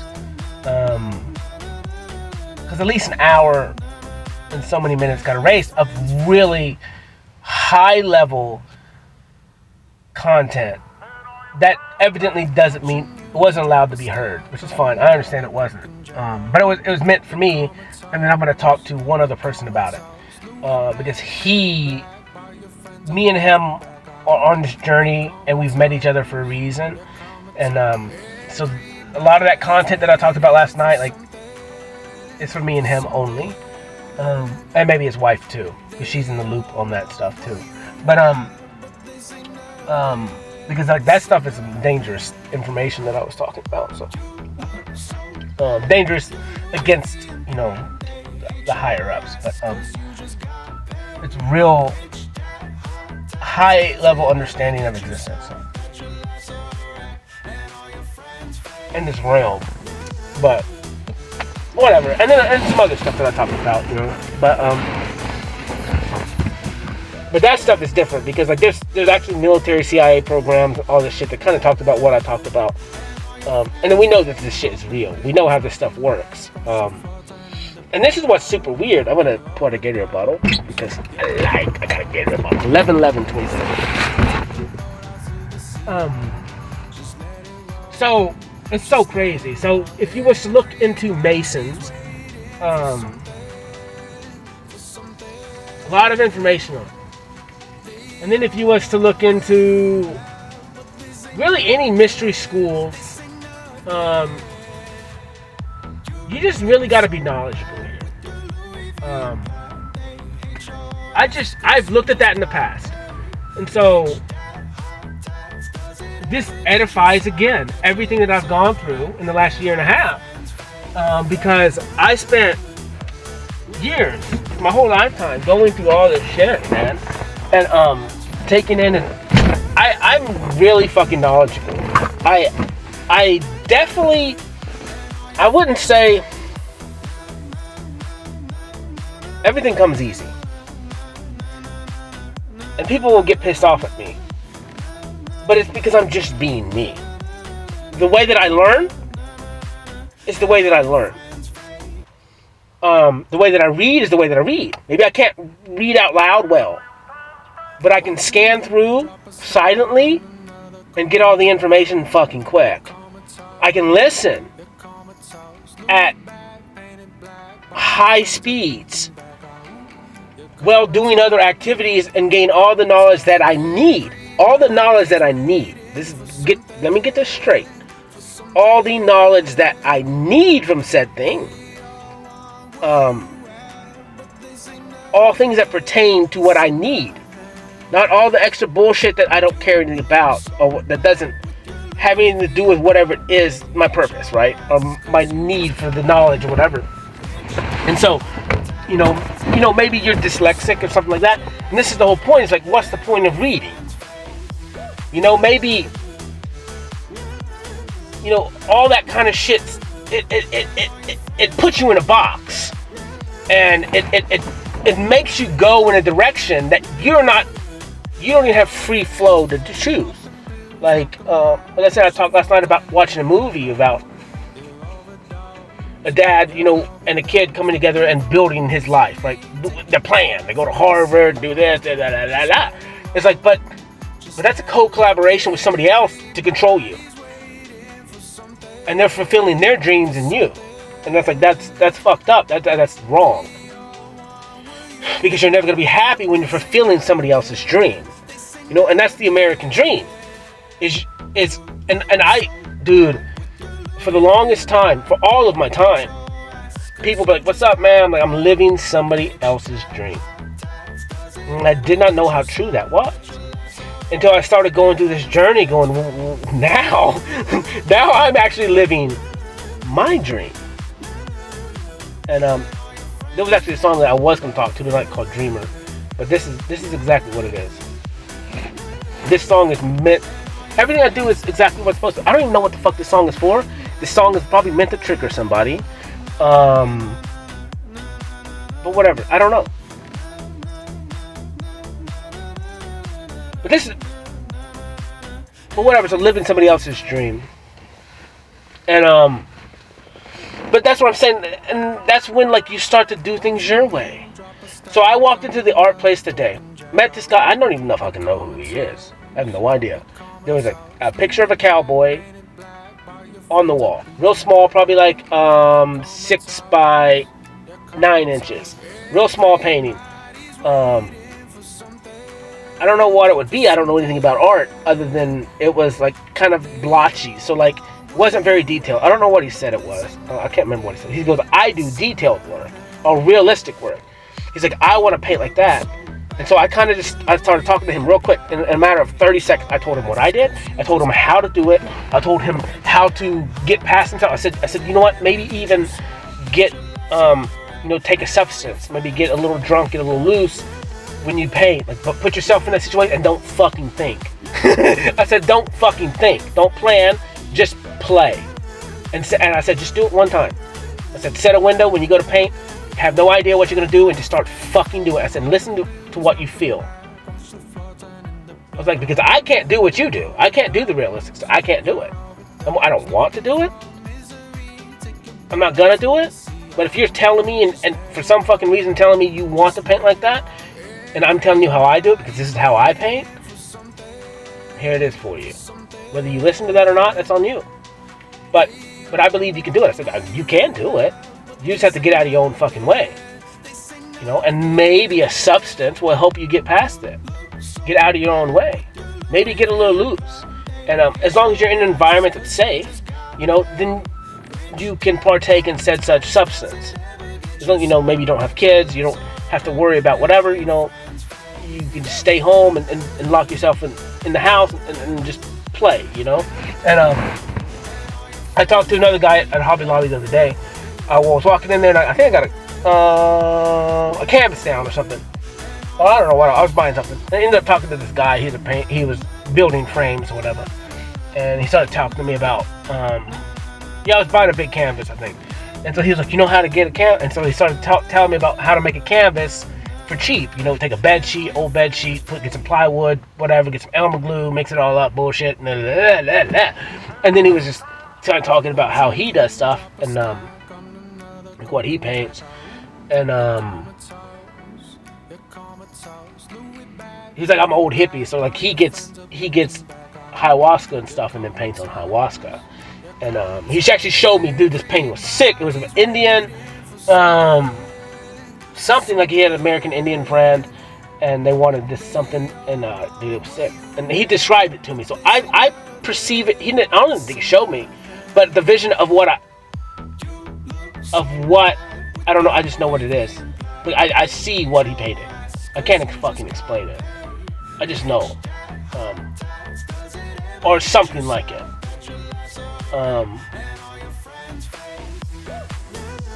But then actually someone did send me an American Indian painting. A Hopi Indian painting. From a Hopi Indian. That's what he does. Depicts their life, It's cool. But yeah, man, like, I don't know, my life is so fun. It's so fun. It's so, it's so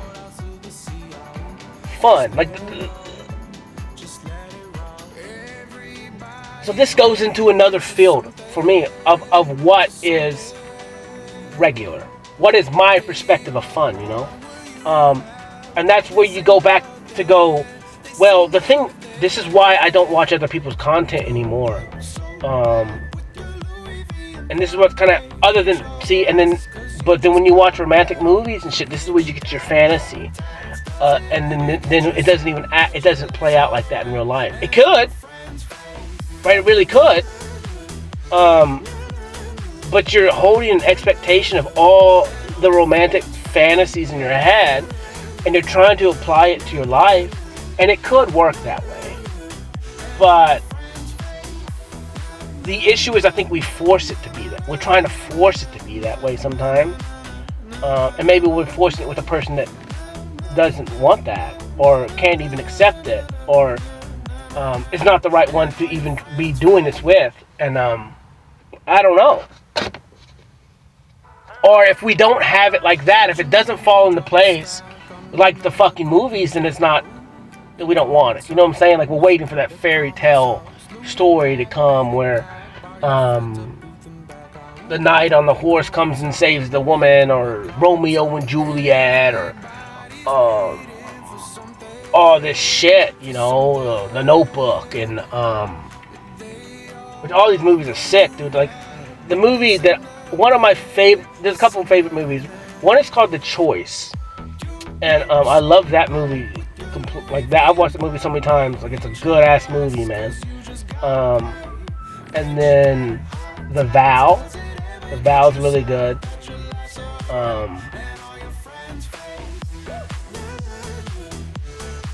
Like, I don't know. I just like movies like with real love. It seems like, and then they overcome kind of like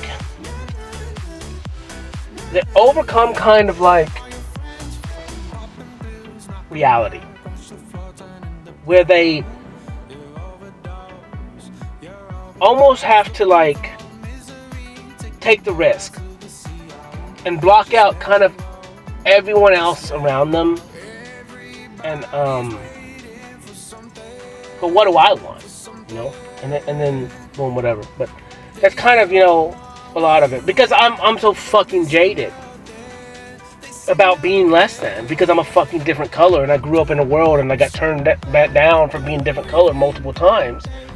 And though, like I said, even though I'm attracted to what I'm attracted to, but like everyone, my family was white, so I'm attracted to what I was raised around, and more so than I am whatever. And then now everyone around me is still kind of white. There's not a lot of diversity here where I am at. And you know, if I lived somewhere else, it'd be different. You know, like if I was in Miami, holy crap, there's so many beautiful women down there. Like, I would be in heaven. You know, because I don't really care about. I mean, I do. I mean, obviously we care about attraction, like physical attraction, or what you're attracted to, whatever spark. But at the same time, you know, it is what it is. And then a lot of that the old crap of my past, you know, are getting turned down. A lot of that shit was me, though. It was me projecting, you know. Me not thinking I'm good enough, therefore I wasn't. And then maybe, yes, that's definitely it. Me projecting it, or something like that, or whatever. And then whatever. And then maybe that person didn't like me that way. So it is what it is. But it's not their fault. It's just life. It's just lessons, you know. And then now I can look at those and kind of go from there. But it did stain me, right? And so I had to wash myself and become clean of it. But it doesn't mean the lessons still aren't there, or it didn't happen. I can't forget it, because it was. And it made me, and I've lived in that for so long. Now I can reshape it, and I understand that was childish and dumb and ignorant, but on my part at least, because I don't really care about theirs, in the sense of like they have their own life, they have their own stuff, like whatever decision that they did make was best for them. So I can't truly be mad at that. Like, you can't ever, it's not giving people an out, but it's like you can't truly be mad because you don't know their perspective, man.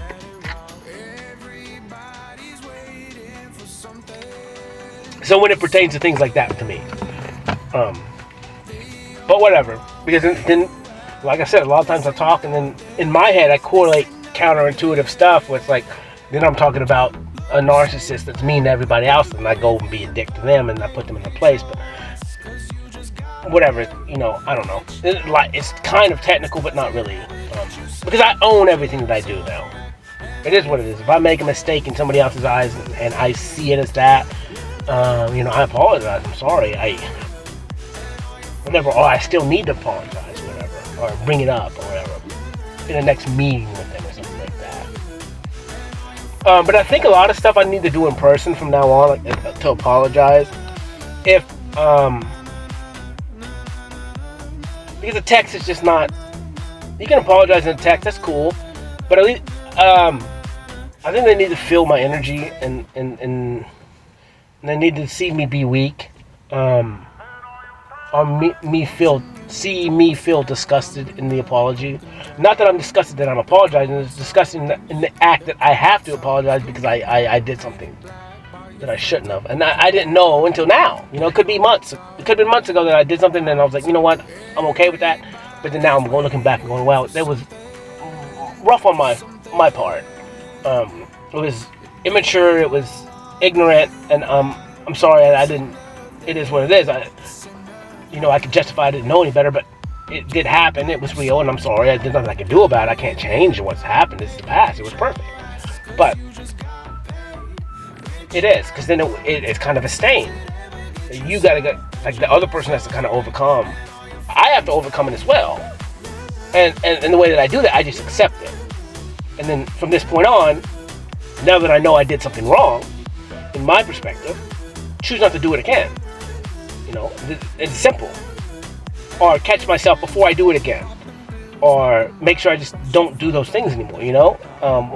Make sure that I asked somebody else's opinion or information or whatever it is that I need to say, to get their point of view, perspective, what they want, what their wants are, you know, what their ideas are. Because it's not, any kind of relationship it has to be double-sided. It has to be equal, give and take, or close to it. Otherwise, like I said, it's going to end up negative every single time. And it's always going to build resentment. If someone's silent and doesn't speak their truth, it's always going to build resentment, which is always going to end up in an explosion. And it's always going to end up into something, or somebody saying something or doing something that they cannot take back, that changes everything. This is what 90% of the marriages, this is why they get divorced, is because they don't fucking speak up. Or they don't know how to explain it, they don't know how to communicate. Or equal people doesn't communicate. And so, you kind of got to go change all that shit, you know? You got to be different. Different than what you was before if you want something to work out, because in the past it didn't work out, so you got to do the fucking opposite. If you didn't speak your truth in the past, well, try speaking your truth. See what happens. You know? What's the harm in trying? Because obviously you've been doing it one way and it didn't work. Right? It wasn't positive, at least. Or the outcomes were what they were. And then you're still lost in the fantasy of creating all these scenarios, the overthinking here. And I think a lot. I do think a lot, but I don't overthink anymore. It's not I just think. You know, it's not, I catch myself, I don't really think about, so the overthinking is, to me, the way I see it, it's like you're always thinking about what the other person's thinking. I don't do that shit that much anymore. I just don't give a fuck. I'm here. You tell me what you tell me, I'll take it at face value. And then whatever actions you're showing, give me clues. And then, like I said, if you're not giving me any actions at some point, I'm just like, well, then obviously you don't want any actions from me because you're not giving me any action either. So, I'll have to quit giving action because I'm not getting action in return or response, you know? And so the only logical thing for me to do is to quit. Because evidently if I throw something out there and you're not throwing anything back, then I just got to be like, well,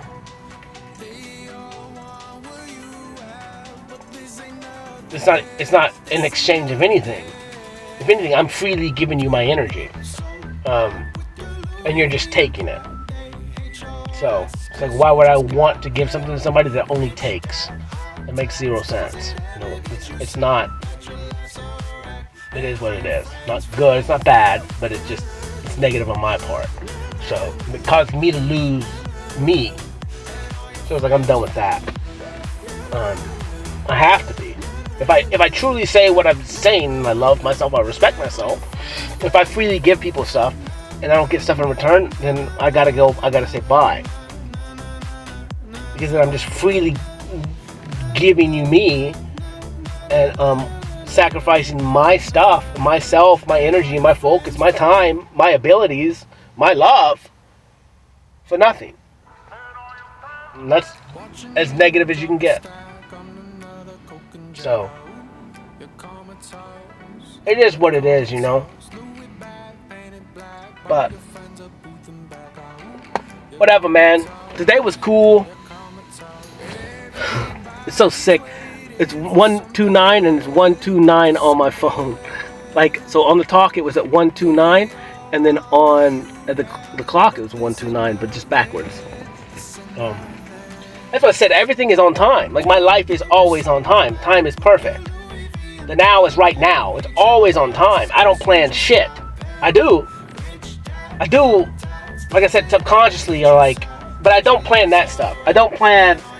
Like, I can't. How the fuck would you plan that? How would you plan your whole everything? Like, and then this is what's so crazy. This is why life is not a fucking coincidence. Everything happens exactly the way it does. Because it's like, in order for me to be talking today, right now, for my clock to be matched up at 129 at the timer of my talk, and then the phone is at 129 backwards, as the clock in real time. For 36 years of my life, every bit of that, since the day I was born, the adoption brought to America, every person that I've met, every heartbreak that I've got, every love bomb that I've bombed, love bombed them or whatever, or everything that I've done, everything I've overcome, everything up until this point, all hours, all of that time led up to here, to me sitting in my truck, to me talking, to me looking down at my phone, which I really haven't really looked at my phone for a long time because I've just been talking, and then I look down at exactly that. You're going, that's not a fucking coincidence. And that's my life. All day. Every day. And then you want to tell me all this religious bullshit? And that everything that I'm doing is wrong?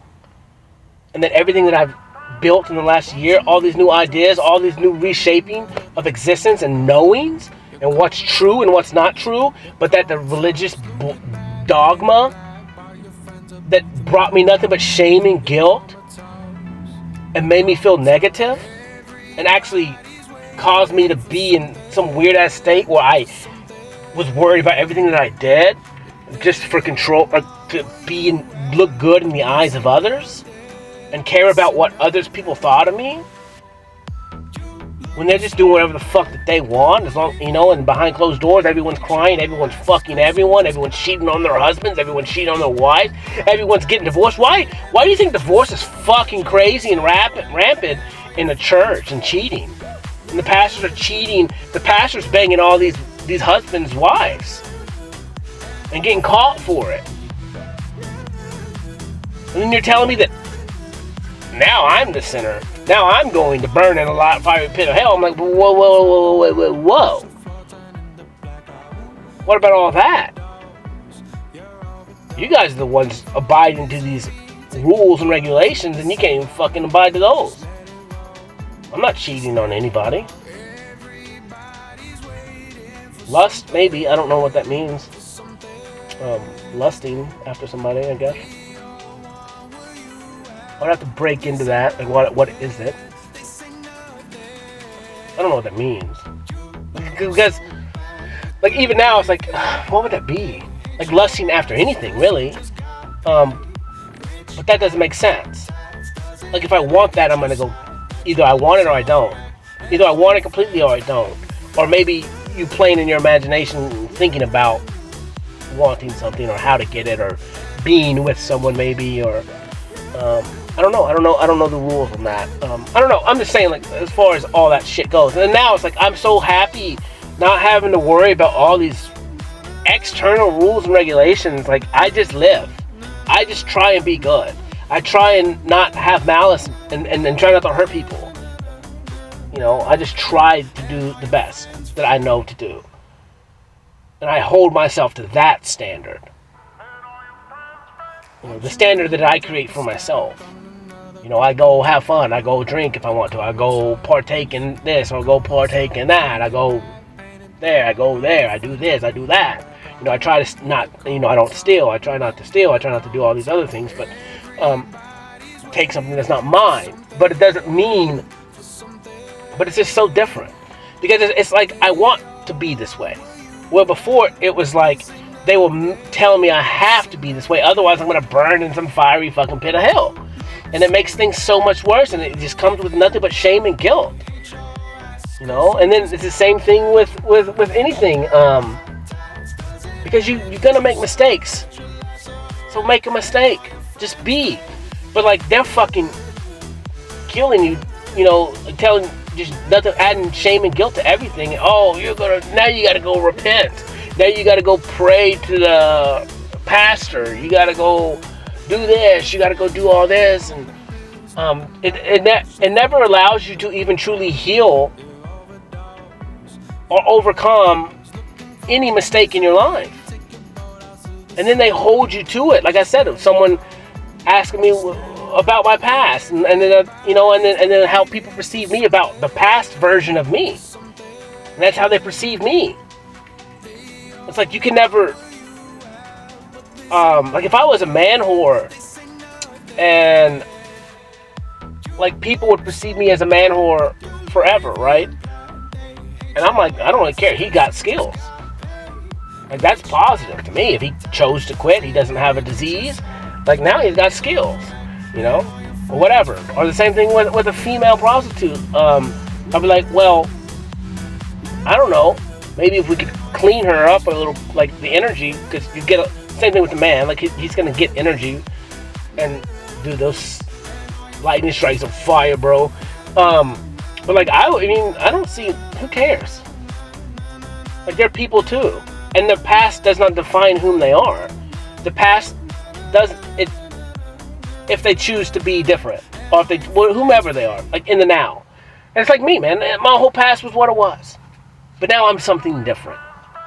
Now I'm choosing to be whom I want to be, and a woman that was a prostitute or whatever, who cares? Or someone who was addicted to something, or an alcoholic, or a drug addict. Like who gives a fuck? If that was in the past, that was in the past. Why would you hold that against them forever and shame and guilt them? They can never overcome it. Because all you do is fucking sit there and judge them. But that's not love. But that's not like your books. That's not what your Jesus did. He didn't bring that shit up. People would come to him and he'd be like, okay, what's up? Cool.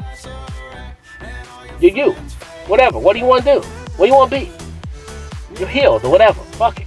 Make your shit up and go. You're clean. Have fun. That fucking simple. I don't give a fuck what you do. But then again, like you get stained with shit too. Obviously you got a disease or some bullshit.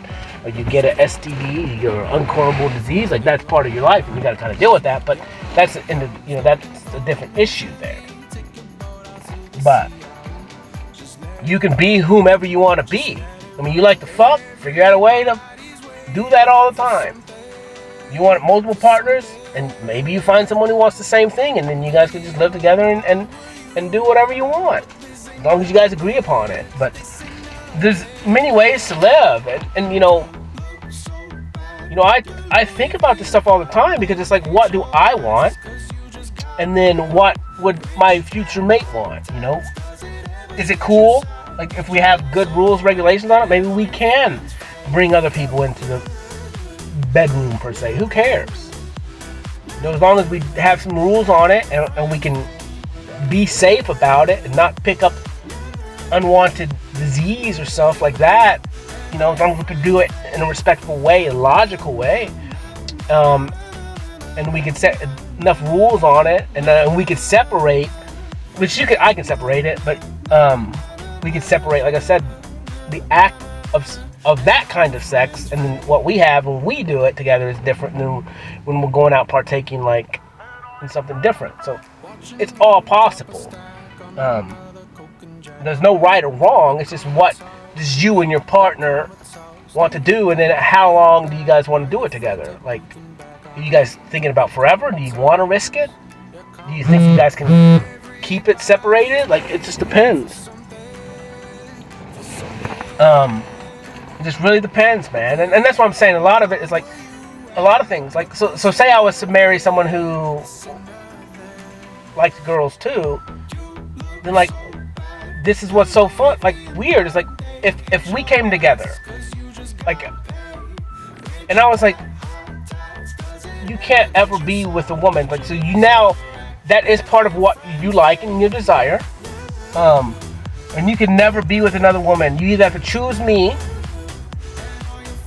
forever and then resist something that is part of you, or we can come to an agreement where we could, you know, whatever at some point, you know, have, so you can get whatever, or you find whatever. It's possible. But you just got to be smart and logical enough to say that could be a thing. And I don't want to ever restrict or control somebody. That's not the point of marriage. And it's not even the point of, it's just communication. Like, what do we want? You know, because now this is a collaboration of us. And, you know, I don't want to hold you back and you build resentment because I'm saying you can't. You have to go against whom you are. That's the whole point, is whom you are. Because you need to be your true authentic self with me always. And hopefully you allow me to and love me as my true authentic self always. And so, but we also don't want to hurt each other either. So we don't want to cheat behind each other's back. So we need to be able to like agree upon what we want together, like what works for both of us, you know. And but I would just say that, you know. But then we have to set rules where, you know, maybe you can't fall in love with another person, so like you can't be, I don't know, unless we just bring them into marriage and then now they're part of us forever, you know, like, because I don't want, like, if we have kids and I don't want to put my kids through divorce and all this kind of stuff where we can co-parent and figure out whatever together, but still be together in one household and have to be civil. You know, and all that comes with communication, where you guys could be separated, but as long as you guys communicated and, you know, well, best friends still friends, and you weren't arguing about shit, you guys, you know, still on the same page, like everything can happen. So I just see it in a different light, you know.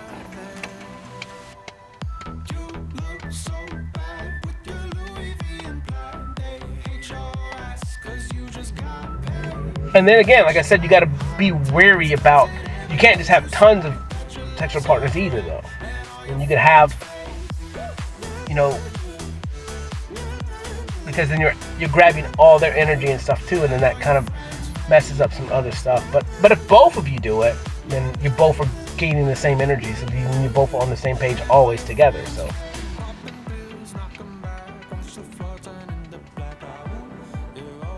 That would kind of be how it would have to be, where like you both would have to partake. This is kind of weird. You both would have to partake in that extra person coming in. You'd have to bond with them sexually on an equal page, because otherwise it's going to offset it, and then you won't technically be equally yoked anymore because you won't have the same. And then that's where things get thrown off. That's where cheating and all this other stuff comes into play. Because now one person's picked up all this other energy and stuff from another person, and the other one doesn't have it. And which it says bigger than that, but just at the stupid low level understanding of energy, like that's a fail point always. That's why cheating is so bad.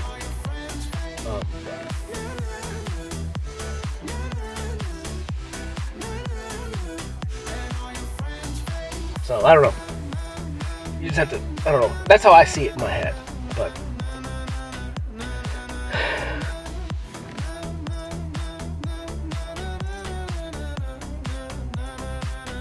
it's so sick. There's a tree right here, and there's two trees, and the two trees have two branches going from each tree, and it makes the triple X, which is the triple X. Like, so in my bedroom I have well, I've called myself Triple X before, but I have a bullhead in my bedroom, and on the forehead is a triple X, where there's one big X, and then the lines protrude down, and then there's two X's on each of those protruding lines for this triple X. That's what these two trees are. They're literally right out my window. The lightning was sick, but yeah, life is crazy, man, and there's so much stuff, but it all just goes with communication. It all goes with once you find that partner, and you guys communicate and you build communication from day one, you just gotta be true, authentic, and real. Because anything less than that was manipulation. That's why everything fails. Because everything is built on manipulation. Everything is shiny, and it's like, no, not everything is fucking shiny. Like, there's darkness in there. Like, you got to show your darkness too, as you got to show your light. You got to show everyone everything. You got to talk about everything. And if it scares somebody, then it is what it is. But you end it there before you guys get into fucking deep, and like, you guys with finances are mixed together, and kids. At least fuck kids. Kids are innocent, and so like the things that adults do and parents, like, and then you fucking bring kids into this world, and then you fuck them up because you guys don't communicate, or you guys cheat on each other, or you guys really just don't communicate, and then things fall out, and then it's imprinted on the kids, and like the kids get the brunt end of it because they're innocent. It had nothing to do with them. And then so your sins, or your, I hate to say sins, but your disagreements, or your bad negative repercussions get put on the kids, and then they have to deal with it, and then they get less love, they get it neglected, or they get pinned between two people. You know, they don't know what to do, they don't know what to say, they don't know which side, they don't know mom, they don't know dad, like, you know, but dad was bad, but no, mom is bad, no, you know, and then you talk bad about each other partners in front of your kids, and like, you guys just fuck us up.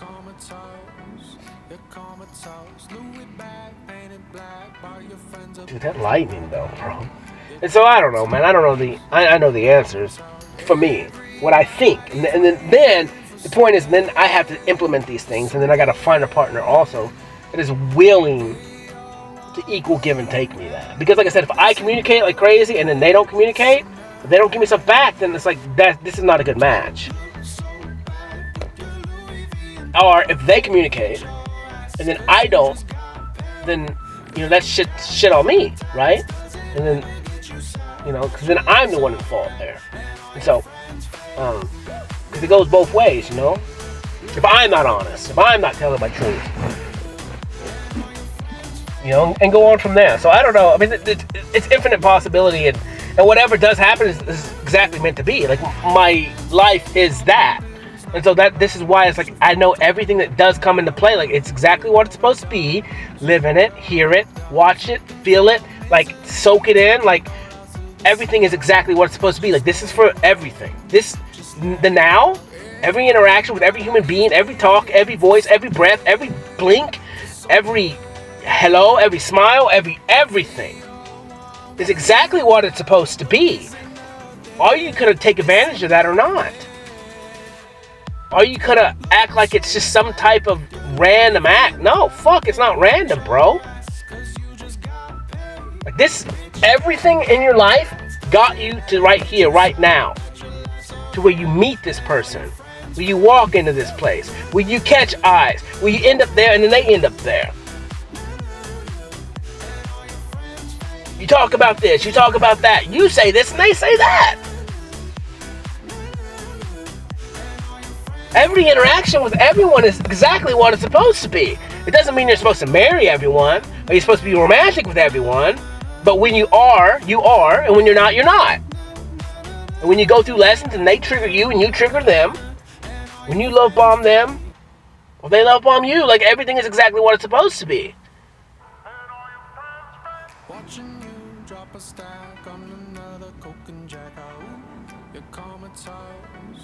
Doesn't mean it's good. Doesn't mean it's bad. But it is. Exactly what it is. It's perfect. They're for lessons. To grow. So you can keep going down this railroad track of existence. Your existence. And get to the max potential, get to where you're supposed to be going, because you're supposed to be going somewhere. You're always going to end up exactly where you're supposed to be. It doesn't mean it looks pretty. It sucks.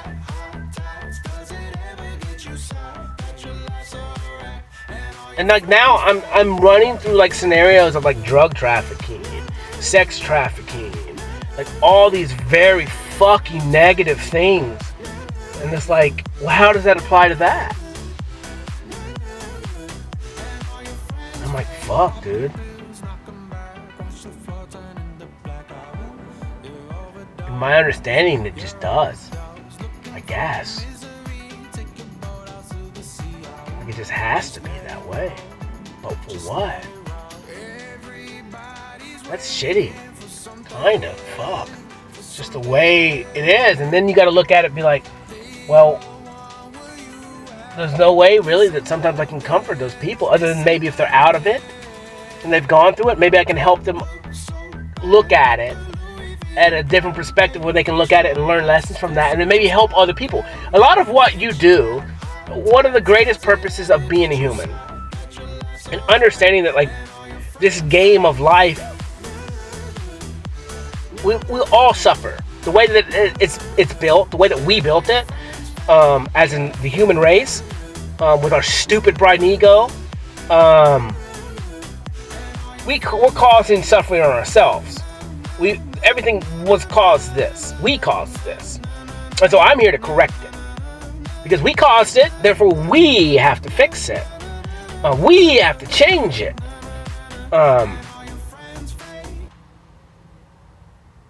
So where in the future, when none of that shit exists, that's when I'll go, see?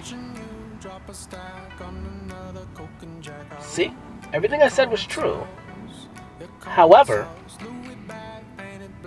before, when there was all this suffering,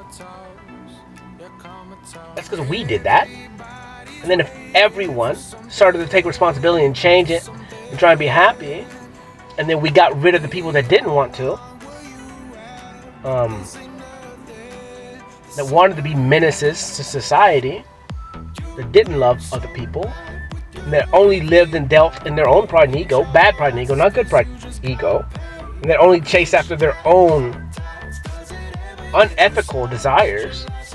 And ethics is whatever, we're not going to talk about that, but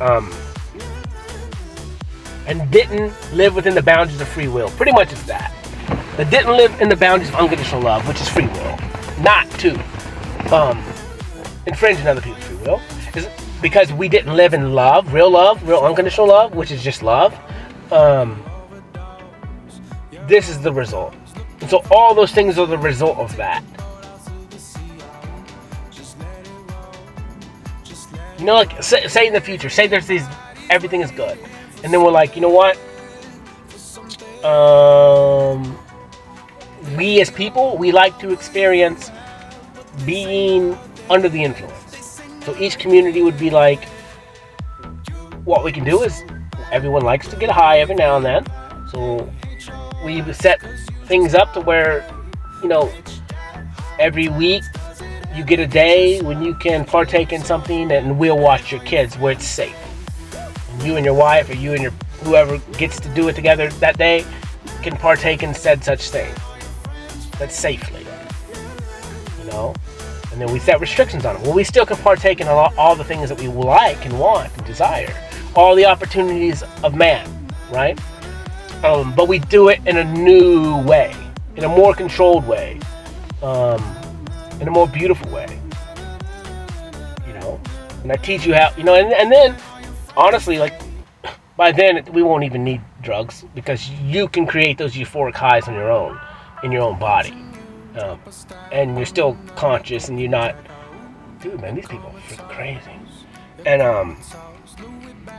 you know, where you're still in your own mind, and there's nothing controlling. There's not a substance that's time restricted. You know, with like, if you take this thing, you're gonna be high for 8 hours. No, you can create a euphoric high on your own, and you can jump out of it when you want, and all that stuff. See, because the technology of whom we are, once you understand. You can control all that crap. You can control your pathways. You can control your dopamine. You can control your DMT. You can control all this stuff, and you can spark it when you want to spark it as you learn to know yourself. You learn to control your body and all this stuff, where you won't have to be popping a vape every 10 seconds, so you can stay high all day. You know, you ain't gotta be drinking all the time to run away from your past. You forget about it. So whatever. And then again, like, I use substances to get past myself so I can battle my past. This is so fucking weird. I use substances to get out of my own way, to get out of my own blockages, to get out of my old programming. And then I use it in a safe scenario when I'm home and I know I'm not going to go out, when I know this. Or it helps me with my creativeness. Because like I said, it gets me out of my limited beliefs. And it allows me to kind of be grounded in the now. And I tend to do it, by myself. So if I partake in said such thing. So it's just, how do you use it? Are you going to be smart about it? If you have kids, if I had kids, I couldn't be freaking getting high every day. I mean, I don't get high every day now, but I'm just saying, like, you can't do these things because now you have external responsibilities. You can. A lot of you are, but you're being a fucking dick. Are you? Maybe not. I don't know. These don't. I'm just saying, kids are innocent, but we need to protect them. You got to think about your kids. I understand life is difficult, life is hard, but you made the choice to have kids when you did. Like I said, unless you would, whatever, but so those are your responsibilities. So you took the risk. That's why sex is a risk, but that's why it's fun. Now we have, condoms or Plan B or all this other bullshit, so you don't have to deal with the repercussions of sex. Or, going to a clinic. That's fucking shitty, dude. And everything is moving to not... This is why we're in the problem that we're at. It's because we stopped taking responsibility for our own actions. And no one has repercussions for their actions. And, so you kind of got to deal with that shit. Like, that's how you change the world. Like, not becoming a victim, taking responsibilities and changing. And, understanding the shit that you do does affect other people, so I got to deal with some stuff. But, we'll figure it out. Tomorrow. I'll have to look. I got to look at kind of some stuff. Evaluate real quick. And then change some stuff. To deal with some stuff. But,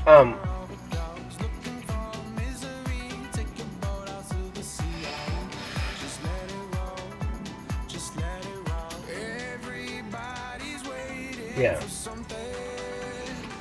Which sucks, because then it's like, sometimes then I can't be playing all the time, because then maybe I got real responsibilities that I need to take care of. So, because now maybe I am truly being selfish, so I need to reevaluate and make sure and deal with some responsibilities. So, like I said, everything is a pride to ego check. For me, everything that I talk about is for me first. Everything. I told a girl one night, I met her somewhere, and we were talking, and kind of as it progressed, I told her, I was like, look,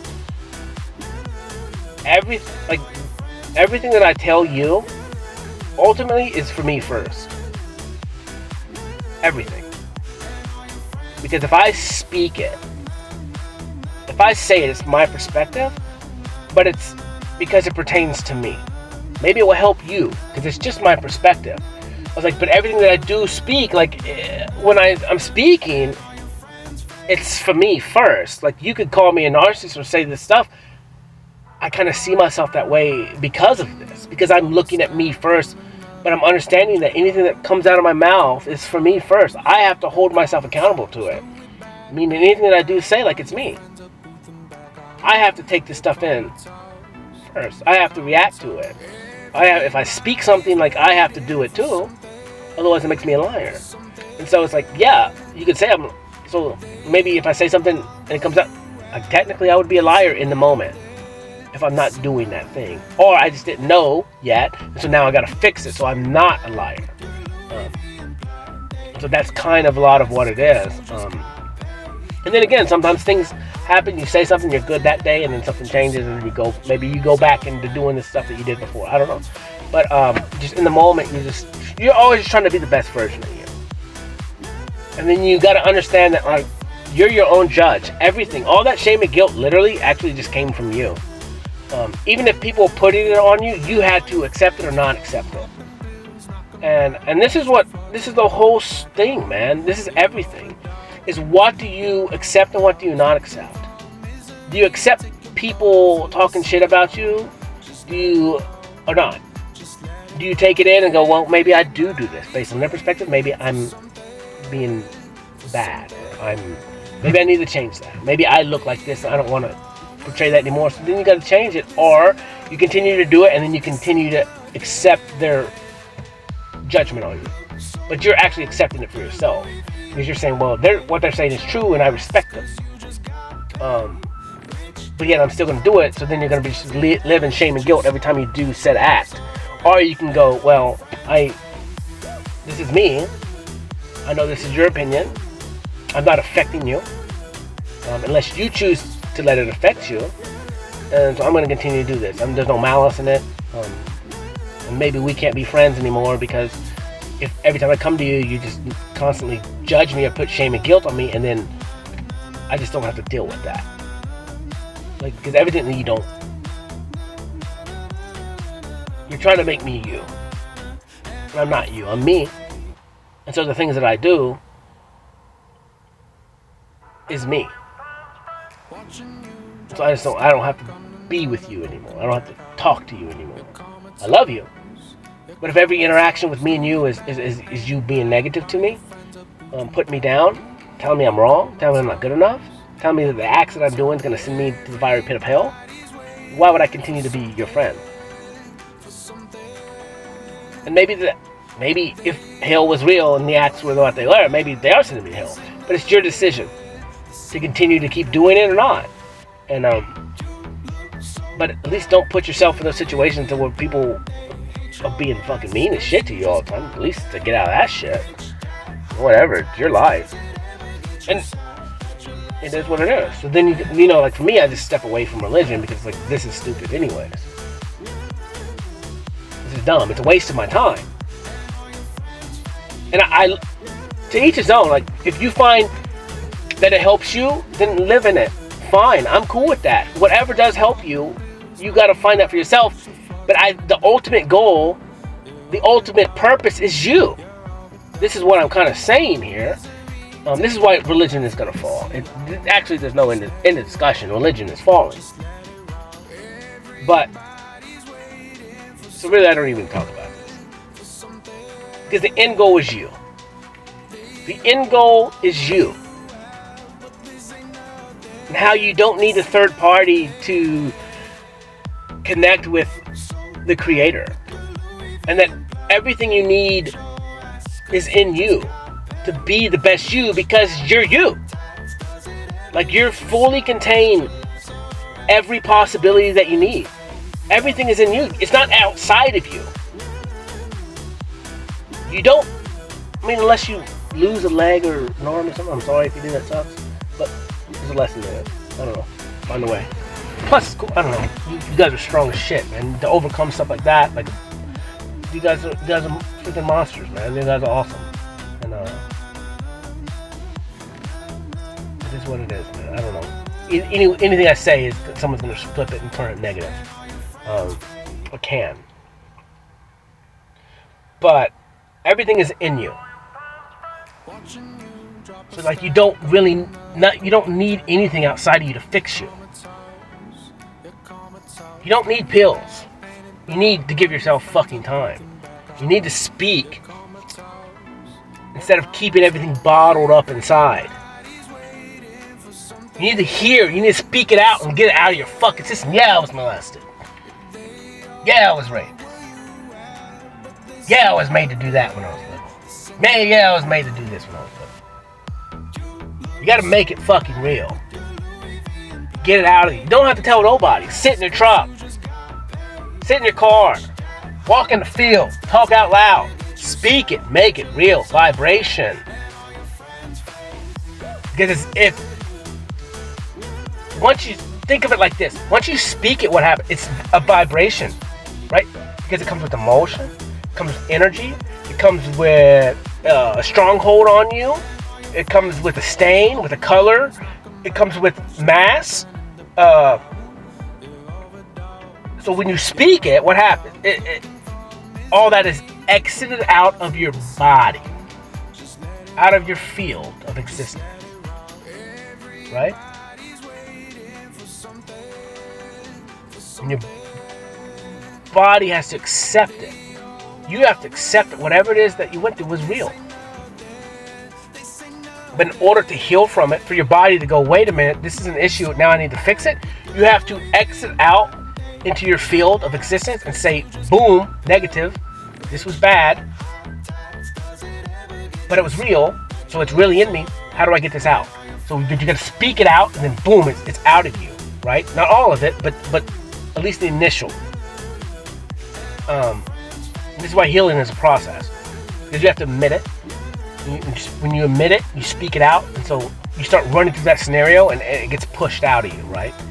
And then your body can just start grabbing it as time goes on, and just start getting it exiting out of your body, and allowing you to be okay with it, or come to terms with it, or learn your lesson from it, or flip it, spin it, find something, a lesson in it. I don't have to say positive, but find something in it to help you overcome it. And maybe a lot of it for me would be like, well, how can I help somebody else go through this situation? How can I, if I speak about the things that I've gone through, it will allow me to connect to other people. It will bring me notoriety, or bring me a connection with somebody else where they can, what, I got an in, where I can maybe tell them what I've done to overcome, or tell them other stuff that I've done to overcome my past, to help them grow, to help them heal, to help them become happier. Because once I learned to talk about my past and overcome it and change it and flip it, then I became happy, because I didn't let that stuff rule me anymore. Now, or hide inside of me, where it was sitting on my heart, was filling me and stabbing me with unworthiness, or stabbing me with shame and guilt, because like I was a prostitute or something, in the past, or like a weird, where everyone looks at me as less than, because I just did what I had to do to survive, or whatever I thought was regular, and there's nothing wrong with being a prostitute. It is what it is, man. I'm telling you, like, I've thought about it numerous times. I still think about it. Like, it is a very good option. Really. It just depends on what I truly want, though. If it felt all the needs for me, then I would go. But it doesn't. It only feels one aspect, right? Like, if all I was chasing was pleasure, then that route for me would be fine. Like, it would make sense. But I'm not chasing like physical pleasure. I want a partner. I want kids. I want a mate. Like, I want to grow with one person. I don't want to just constantly be going and doing whatever. So you gotta think about what you truly want. There's no really right answer. It's like, but what are the repercussions of said such thing? And then, am I okay with those repercussions? And then it really doesn't fucking matter. Do that lightning shit what anybody else says, because you're the one who deals. As long as you're doing things that don't infringe on other people's free will, all the repercussions that you do don't technically harm other people. Maybe your parents won't like it, but who cares? They're not there to make you happy. If it makes you happy, go do it. That's what you want to do. Go do it. Just don't infringe on someone's free will and all that stuff. So like, anything is possible. Because if that's what you like, go do it. But there are real repercussions to it.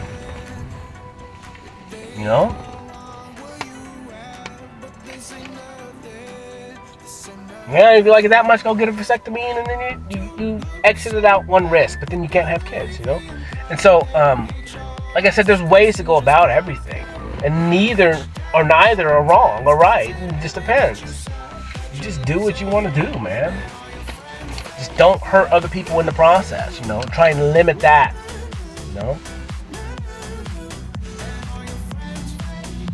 And then understand that the things that you do, if if you do have kids, affect them. I don't really care about anybody else, but if you do have offspring, the things that you do, that's what kind of holds me back a little bit. If I did have offspring in the future, then I would be like, man, I wonder what that's gonna do on them. And it's kind of the same thing with the face tattoo. I may get one, I don't know, but I'm still planning and thinking in my head, like, how does that affect them, my future offspring, you know? Because then it's like, and the way the world is going to work. And I don't know. I just want to, a lot of decisions that I want to make sure that if my kids are just a next step of me, right? Like they're another version of me. They are me. They're just a new me, with their own existence. And they can be whomever they want, but they are me. They're just another time of me. Then I just want to make sure that I'm not holding them back, or I'm not going to affect them negatively by something that I did or do or have or is or what in the past. Too much. Because like I said, it's the same thing as my dad going to prison. Like that affects me negatively. Even though we're not even blood. Like we're not even whatever, but it is what it is. I get stained for it, and then I get shame and guilt when I have to talk about it. Kind of, I do actually. Less so much now, but before I did. Oh really? Because it's fucking embarrassing. Kind of. Not really. I mean, he did what it is. What it is. But you feel like judged for an act of somebody else. And then you get that because you get judged based on your parents, based on your environment, based on where you're at, what you live, like everything. Everyone judges you based on everything, and it's like, fuck it, I don't care. Like it is what it is. I'm not trying to not judge you. That's what I'm saying. But it is hard. It really is hard.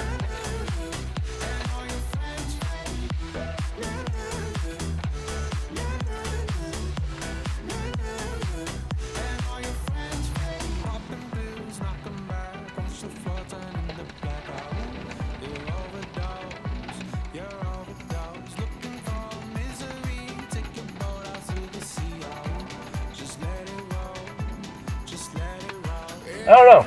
Today was cool, man. It's starting to rain. Oh no, what time is it? 2:12 at 10:03. So I'm probably gonna kill this one. Well, I don't know, dude, man. I got a lot of videos. I got to get off my computer because there's so many. So I haven't even I painted maybe 3 or 4 last week. I didn't even make any videos too. Because I don't have space. And then you need money, a lot of money to buy more space, and it's just I haven't had time, and I really just need to figure something out. I guess I don't know. I have so much shit, man. I got so many pictures, so many gigs of pictures, so many gigs of mostly now pictures. I don't know. I gotta maybe buy something. I don't know. It's just frustrating. It's like I need a new computer, new built one that's got freaking 30 hard drives, 30 gigs or something. Some kind of process that's quick. Revamp everything, mess with my websites, redo websites, figure out how to sell my art, have a show, all kinds of stuff, man. I don't know. It's just a lot. It really is a lot, and it's almost like I need a lot of time, free time, and it sucks because then it's I'm gonna have to quit creating for a time, or maybe for me, what I think in my head is I have to. My job will have to be me doing my other stuff for a window, getting the show ready, getting websites, getting shops, getting myself out there, getting everything up and running and what it is, and then just still maybe create at night or something, or still spend a couple hours a night creating or whatever it is in the day, and then move some stuff at night, like work hours doing those other things. But I can't be doing other things. But I need the money so I can freely have that time, and that space, that no headache, that no worry, I guess. Or all my obligations are already met, without me having to go exchange time for money.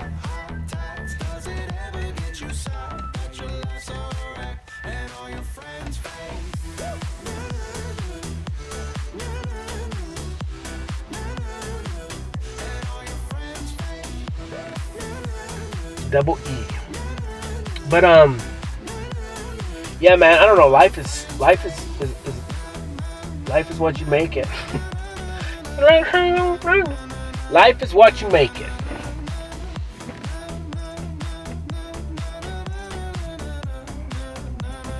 The beat of the song's cool. I've been talking for like 2 hours. I haven't even heard the whole song in succession. Is that what the word it would be? Just because I space in and out. But I don't know, man. I don't know what tomorrow's gonna hold. So they're opening that gallery tomorrow night, so I'm probably gonna go to that. Mostly because I haven't seen a lot of artists in a minute, and I kind of understand why. But I'm not gonna talk about that negative bullshit. But it's good because I needed to distance myself from that place anyway. Because I'm watching what's happening, and it's exactly what happens to everyone that goes to that place. So it's kind of a shitty thing, but it is what it is. It is what it is. It's kind of just whatever, man. And I'll go to that, I guess, tomorrow night, and that'll be cool, I guess. Even though I did see all the artwork today, but whatever, whatever it will be, will be. I'm gonna work tomorrow. I was gonna work today, but it just didn't work out. But I think tomorrow, as long as it doesn't rain too bad, I don't know what will happen. Because if it rains real bad, I'm not gonna crawl underneath the house tomorrow to finish some plumbing. But I can do other stuff.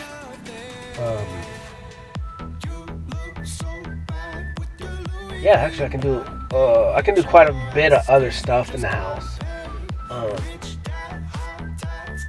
which should be good. And then, like I said, it's just every day I work, then it gives me an idea of like how much money I'm getting, because it's kind of how I work, anyways. But it's just the agreement that we have. So, and then I know I'll have a lot of work next week, so whatever. So yeah, man, it would just help me a little bit if I maybe work tomorrow and Sunday. It'll give me a little bit of room to breathe for a second, and then I know I'll be fine. I'm always fine anyways, but sometimes you get stressed, man, and it's frustrating sometimes, especially the way I'm living, and it's not, like I said, in order to live the way that I am right now, through this journey, like I had to sacrifice a lot of things. It was just part of it, right? You had to sacrifice what you thought was the most important thing,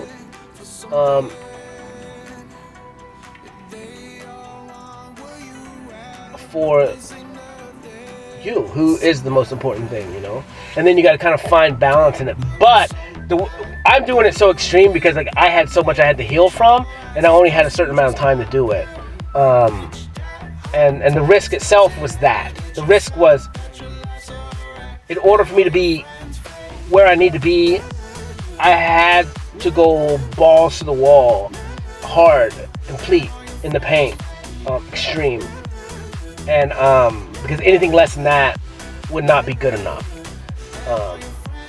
Would not be up to what I need to be.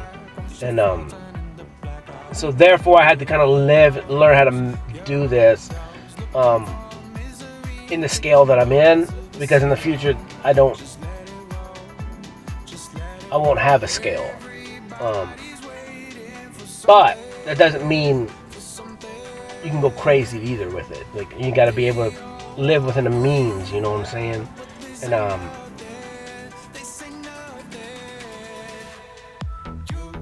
And then understand that I'm living like I am and having a lot of fucking fun.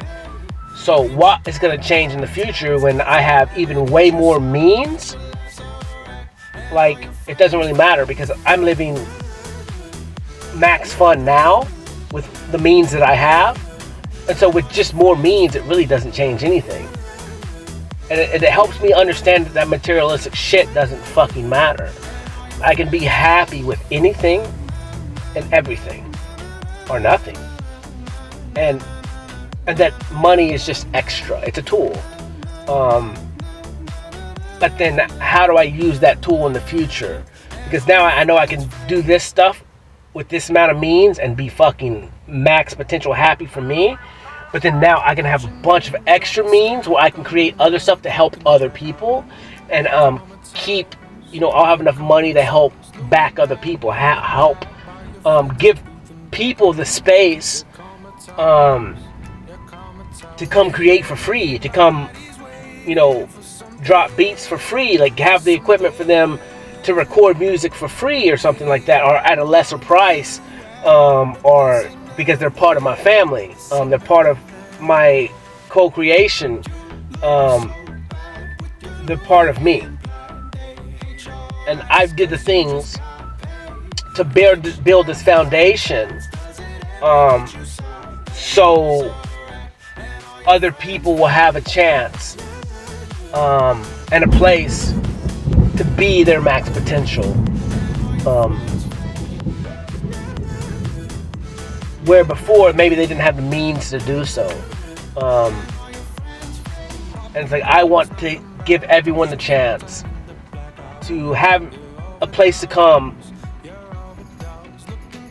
with least amount of restrictions on their life, so I can get the best out of them. It's not that I physically get anything from it, but for me to see the best come out of you, that's what truly makes me happy.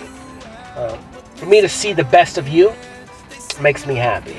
And it's not that you have to give me anything technically in return, other than your best. That's what I want. I want your best. It's not tangible. It's a feeling. It's a knowing. And that's what I want in other people, because I'm giving my best. I want your best in return. That's the agreement. You come to me, I give you my best, because that's what it took for me to get this. You can't be here unless you give me your best. End of discussion. End of discussion. And I'm not going to put a bar, I'm not going to control you. We're not going to put it on a piece of paper what your best is. It's just, that's the rule. Give me your best. What is it? I'm not going to judge you on it, but I know when you're not giving me your best, and I know when you are.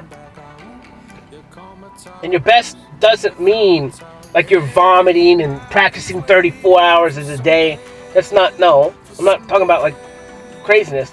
Your best is your best, and my best is my best. You're not me, I'm not you. Just don't lie. Give me your best. It doesn't mean you're not gonna sleep all day today and not come in. That's not what I'm saying. That's fine. What's your best? That's all I ask for. There's no rules, regulations on your best, but there's an energy behind it. Okay? And I'm not with you 24 hours a day. It's the same thing with me now, where like people don't understand what I'm doing. You have no fucking idea. Like, I literally live my best. Fucking tired, happy, hungry.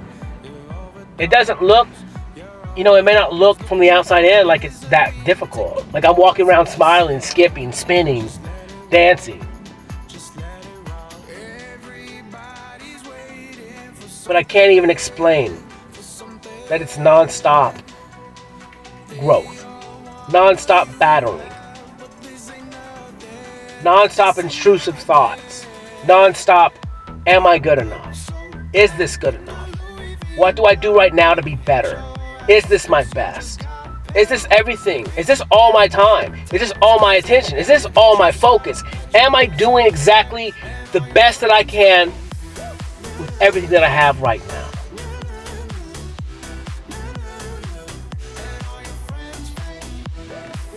Even if I sleep a little later.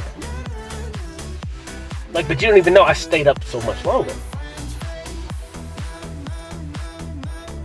So, like, you don't, it's not you to judge it, and it's not me to judge it per se. I just want the best. Your best.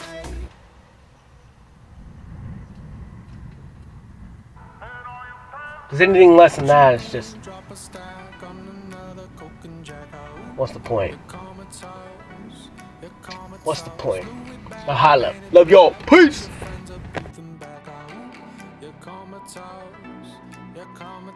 Everybody's waiting for something, for something.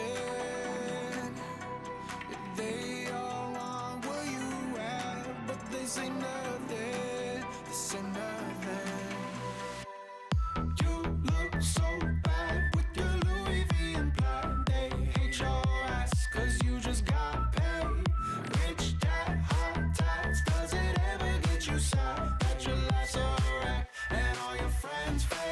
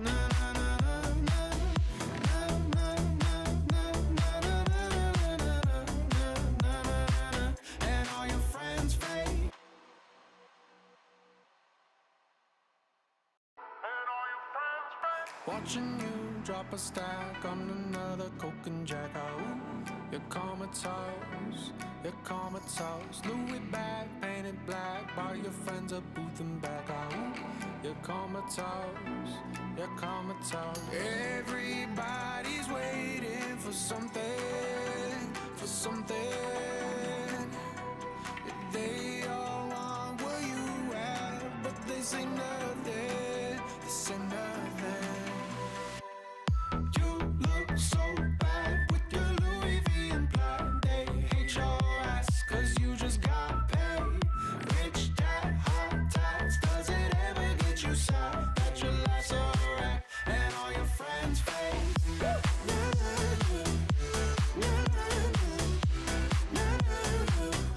all your friends fake.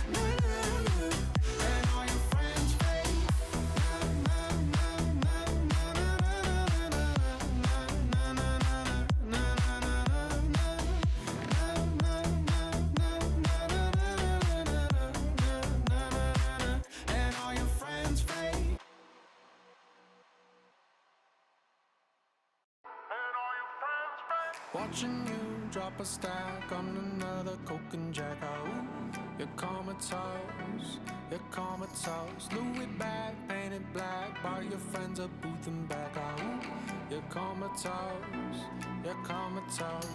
Everybody's waiting for something, for something. They all want what you have, but they say nothing, they say nothing. You look so bad with your Louis V and plaid. They hate your ass cause you just got paid. Rich dad, hot tats, does it ever get you sad that your life's a wreck and all your friends fake?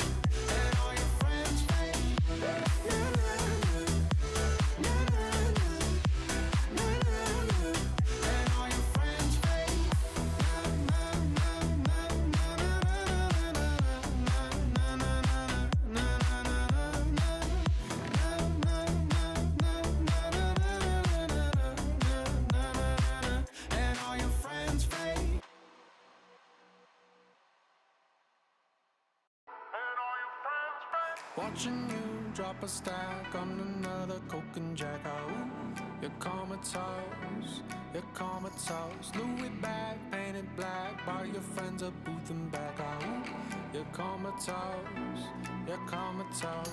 Everybody's waiting for something, for something. They all want what you have, but they say nothing, they say nothing.